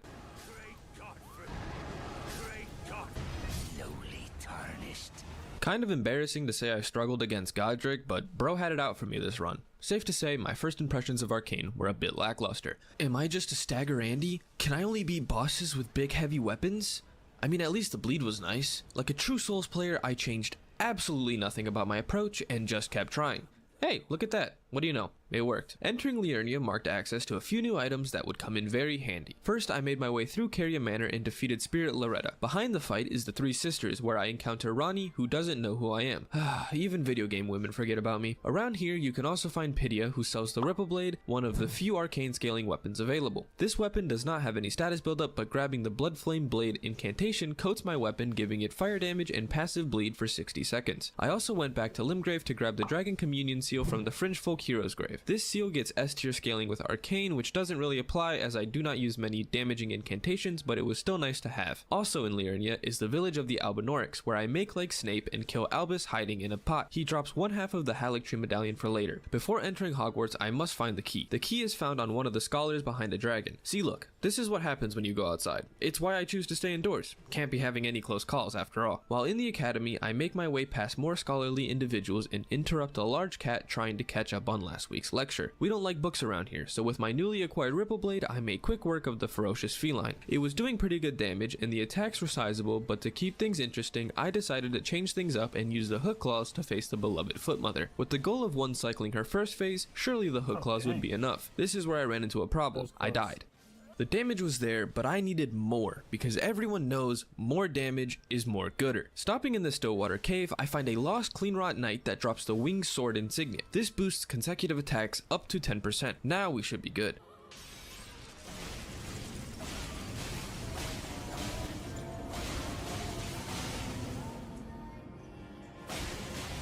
Oh yeah, that's beautiful. Her second phase was a bit more annoying because she wouldn't stop running away. Every hit was met with a reposition and more magic spam, which is a problem when any one attack can nearly kill me. Luckily, the claws were carrying more than enough and the damage was doing well. Finally, after way too much stall and every summon imaginable, Renala succumbed to the severe lacerations and, well, so did I. Just had to get one off on me, huh?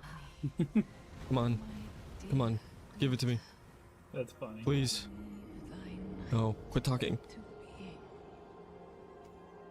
Oh, yes! That might just be the luckiest boss kill I've ever gotten. One more second and I would have had to redo it. Perhaps the luck increase Arcane gives is more than just in game. With Renala very closely defeated and Ronnie surely upset with me about beating up her mom, I decide to make it up to her by killing her brother. This family has some very weird dynamics. But hey, I'm just following orders. Don't shoot the messenger. To start the Radon Festival, I must progress Ronnie's questline further by heading underground into the Shifra River to talk to Blythe about Nokron. He tells me to talk to Celavis, who might take the crown for freakiest Elden Ring character. I mean, what is he really trying to do with all those puppets? He gives me a letter for Selen. If you know, you know. She explains how Radon is holding back the stars and needs to be defeated for Ronnie to progress her quest. See, I told you, I'm just following orders. Finally, I can now enter Florida and grab the other half of the Decahedron medallion as well as Radagon's sword seal from Fort Feroth, a very important talisman that makes stat requirements that much more manageable. While I am here, I put my bleed to good use and defeat Grail for runes to power level my arcane and 5 dragon hearts. Before taking on Radon, I wanted to use something other than bleed. With Radon's low resistance to poison and rot, I grabbed the venomous fang from the abandoned cave, the lifesteal ash of war for occult scaling, as well as the rot breath dragon incantation from the Dragon Communion Church. Making my way to the festival, the homies and I locked in to take on Radon. So it turns out you don't actually have to summon Blythe and Alexander to progress their quest. Regardless, summons or not, the fight with ramen noodles is relatively the same. I would start the fight by running away to skip the arrow phase, and with good RNG, Radon would jump off his horse where I could position myself under him, allowing me to get off one full cast of stank breath. The garlic I ate must have been very strong because it had Radon taking crazy damage. See, you can call this cheese or easy mode, but I like to call it tactical torrent gameplay. And with Arcane being the focal point, I am just using my resources. Let the rot and the summons do the work while I skillfully avoid the fight. Entering phase 2, Radon gets tired of swinging at us little ankle biters, so he decides to try something new. Where do you go? Wow. Yeah, that's one way to handle the situation. On a better attempt, I was smart enough to actually avoid the Radon-sized meteor flying in at Mach 4, and this is where the real fun began. Phase 2 was a bit more tricky as the opening to cast Rot Breath was not as obvious, but again, with the help of Blythe, he took aggro and I could breathe my stink breath all over Radon from a distance. Also, the breath attack has deceptively long range. I did not think it would reach from where I was standing. Sadly, I can only cheese so much, and once Radon realized I was the one causing a storm, he got very angry and wouldn't stop chasing me. Why are you running? Okay, well, when he does that... Luckily for me, he made the mistake of giving me an opening where I swung on poor Leonard until the Star Scourge was no more. Let's go! Let's go! Radon is dead. Absolute cheese. It's okay though. If you use Arcane, it's not like you're playing the game for real anyways. That might rile some people up, but I have no control over what my past self has said. You know, people change. I'm not the same man I was before this run. Arcane is a beloved playstyle and I have no qualms with it. It's not cheese, I'm just using what the game offers. With Daniel defeated, the stars are able to move again. One crashes into Limgrave, celebrating 50 years of music, live, featuring Arcade Fire, B-52, Backstreet Boys, Bad Bunny, Bonnie Raitt, Brandy Carlisle, opening a large crater that will come in handy later on. Instead, I head to Altus Plateau where I acquire 2 new weapons, the Nagakiba and Eleanor's pole blade after a very close fight with her.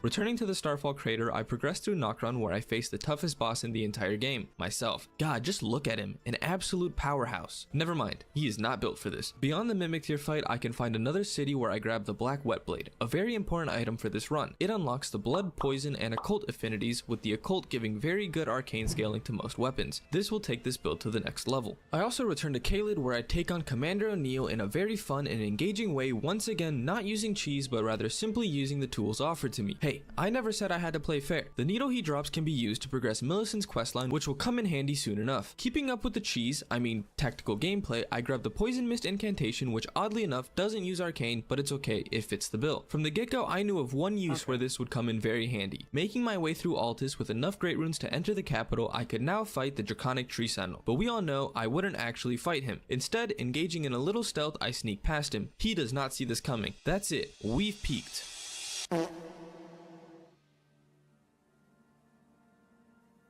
Oh boy, that is not a lot of damage. Looking back, I don't know if the time investment was worth it. I think I spent about 20 minutes just recasting Poison Mist, and to add insult to injury, I ran out of mana, so I had to finish him off with a couple butt taps. With DTS down, Lanedale was open, but before making my way through the capital, there was a bit more setup required. In the Sage's Cave, I grabbed the Raptor's Black Feathers, which boost jump attacks to pair with the Claw Talisman. I then headed to the Shaded Castle where I got the Valkyrie's Prosthesis for Millicent and faced off against Elimer in an epic duel of the ages, except you can just break his his AI and he would just do the same shield slam over and over again. Anyways, he dropped the Mariah's Executioner Sword. I couldn't wield it just yet, so I stopped off in Limgrave for the Strength Knot tier for an additional 10 strength. Now we are ready for Leyndell. Using my epic gamer skills, I had to show off the cool skip you can do.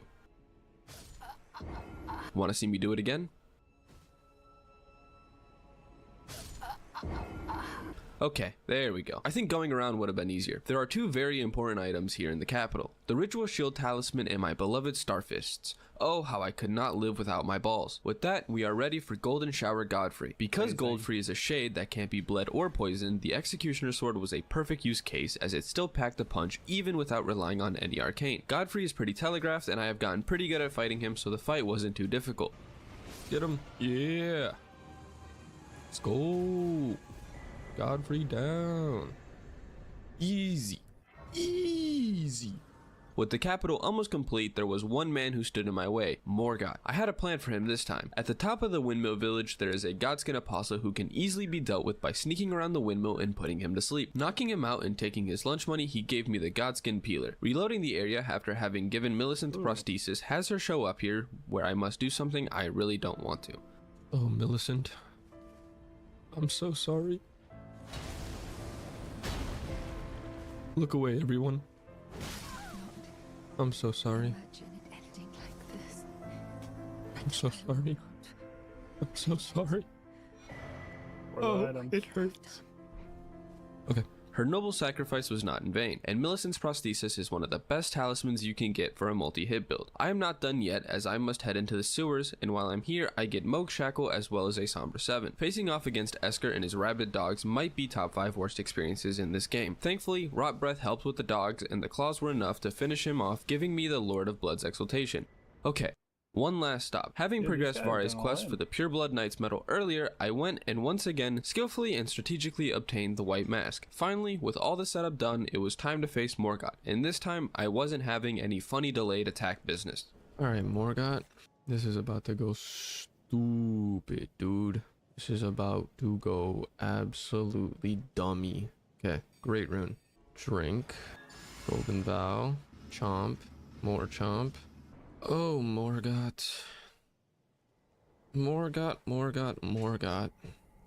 This, if I did everything right, this should be a very fast kill. Margit Shackle. Wait.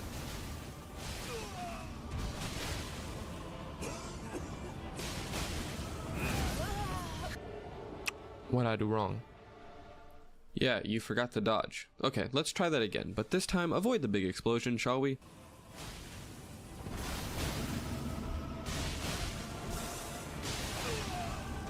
Okay. A lot of good damage.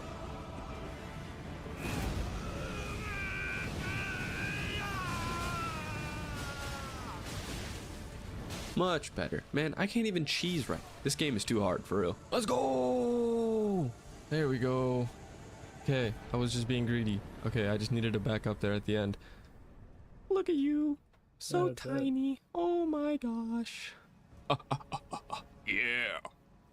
My blades are too strong.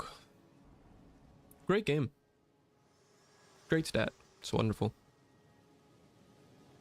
Hello, mother. Yes. Thorns are in pen and guide you. Nice. Alright, cool. The road medallion has been acquired. Indubitably.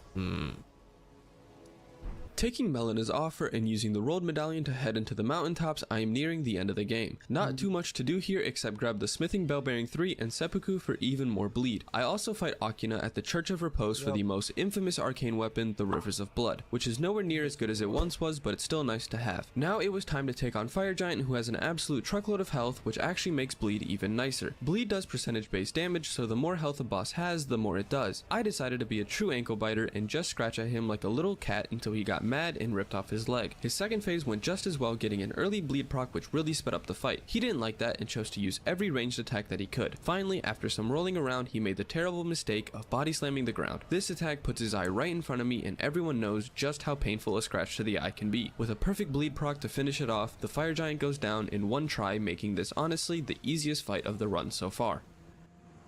Let's go. Yeah.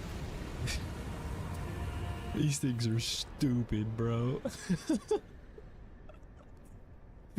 Oh my god, the bleed was insane.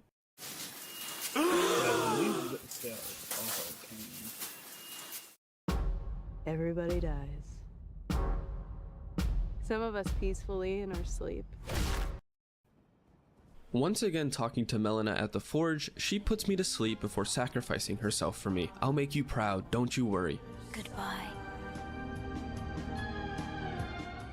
Waking up in Chicago, I get ready to take on the worst fight in the game on a low vig playthrough. Taking no chances, I make some Diddy Mist and put both Godskins to sleep. What? The spiky balls make this fight so much better when you can just bleed and stagger them. My overwhelming power puts so much fear in the hearts of the Godskin that they make the mistake of trying to summon help, which gives me ample time for free damage. With the duo defeated, the rest of Farumazula is open. Meeting Alexander up here, he has me fight him knowing he would lose. This game just really tugs at your heartstrings, huh? His death gives me Alexander's Jar Shard, which boosts the damage of skills by 15% if needed. Having liked the jump build I used on Morgoth, I thought I would do something similar for the goodest boy Malekith. Grabbing the Scavenger's Curve Sword in Mount Gelmir, the Scimitar from the Round Table Hold, I got both of them to plus 24 and applied Occult Seppuku. This would basically proc bleed on every jump attack as the Power Stance Curve Swords hit 4 times on a jumping attack. Occult also grants crazy good physical damage, and when used with a weapon with innate bleed, it just makes them stupid strong. This trivialized Malekith's first phase because a lot of the attacks could be jumped. The damage was substantial. Unlike the Iron Balls, however, he does not stagger as easily, so I would actually have to fight his second phase. And naturally, here on the Tuxie channel, you can't just have a smooth experience. Almost got him. No, man. So close I threw there. Unlucky. It did take me some time to learn and figure out the moves in his second phase, but after having fought him on this playthrough, I think I understand a fair share of his arsenal. Man, what a wonderful fight. Malekith may not be very tanky, but the sheer amount of damage he does makes trading with him very hard. This puts an emphasis on positioning, as there are many attack windows that can be used, such as sitting underneath him when he slams his sword. Having to worry about the Destined Death Cyclone that would ultimately be a one-shot made it that much more interesting, as I couldn't get too greedy or else I would lose. Doing my best lore accurate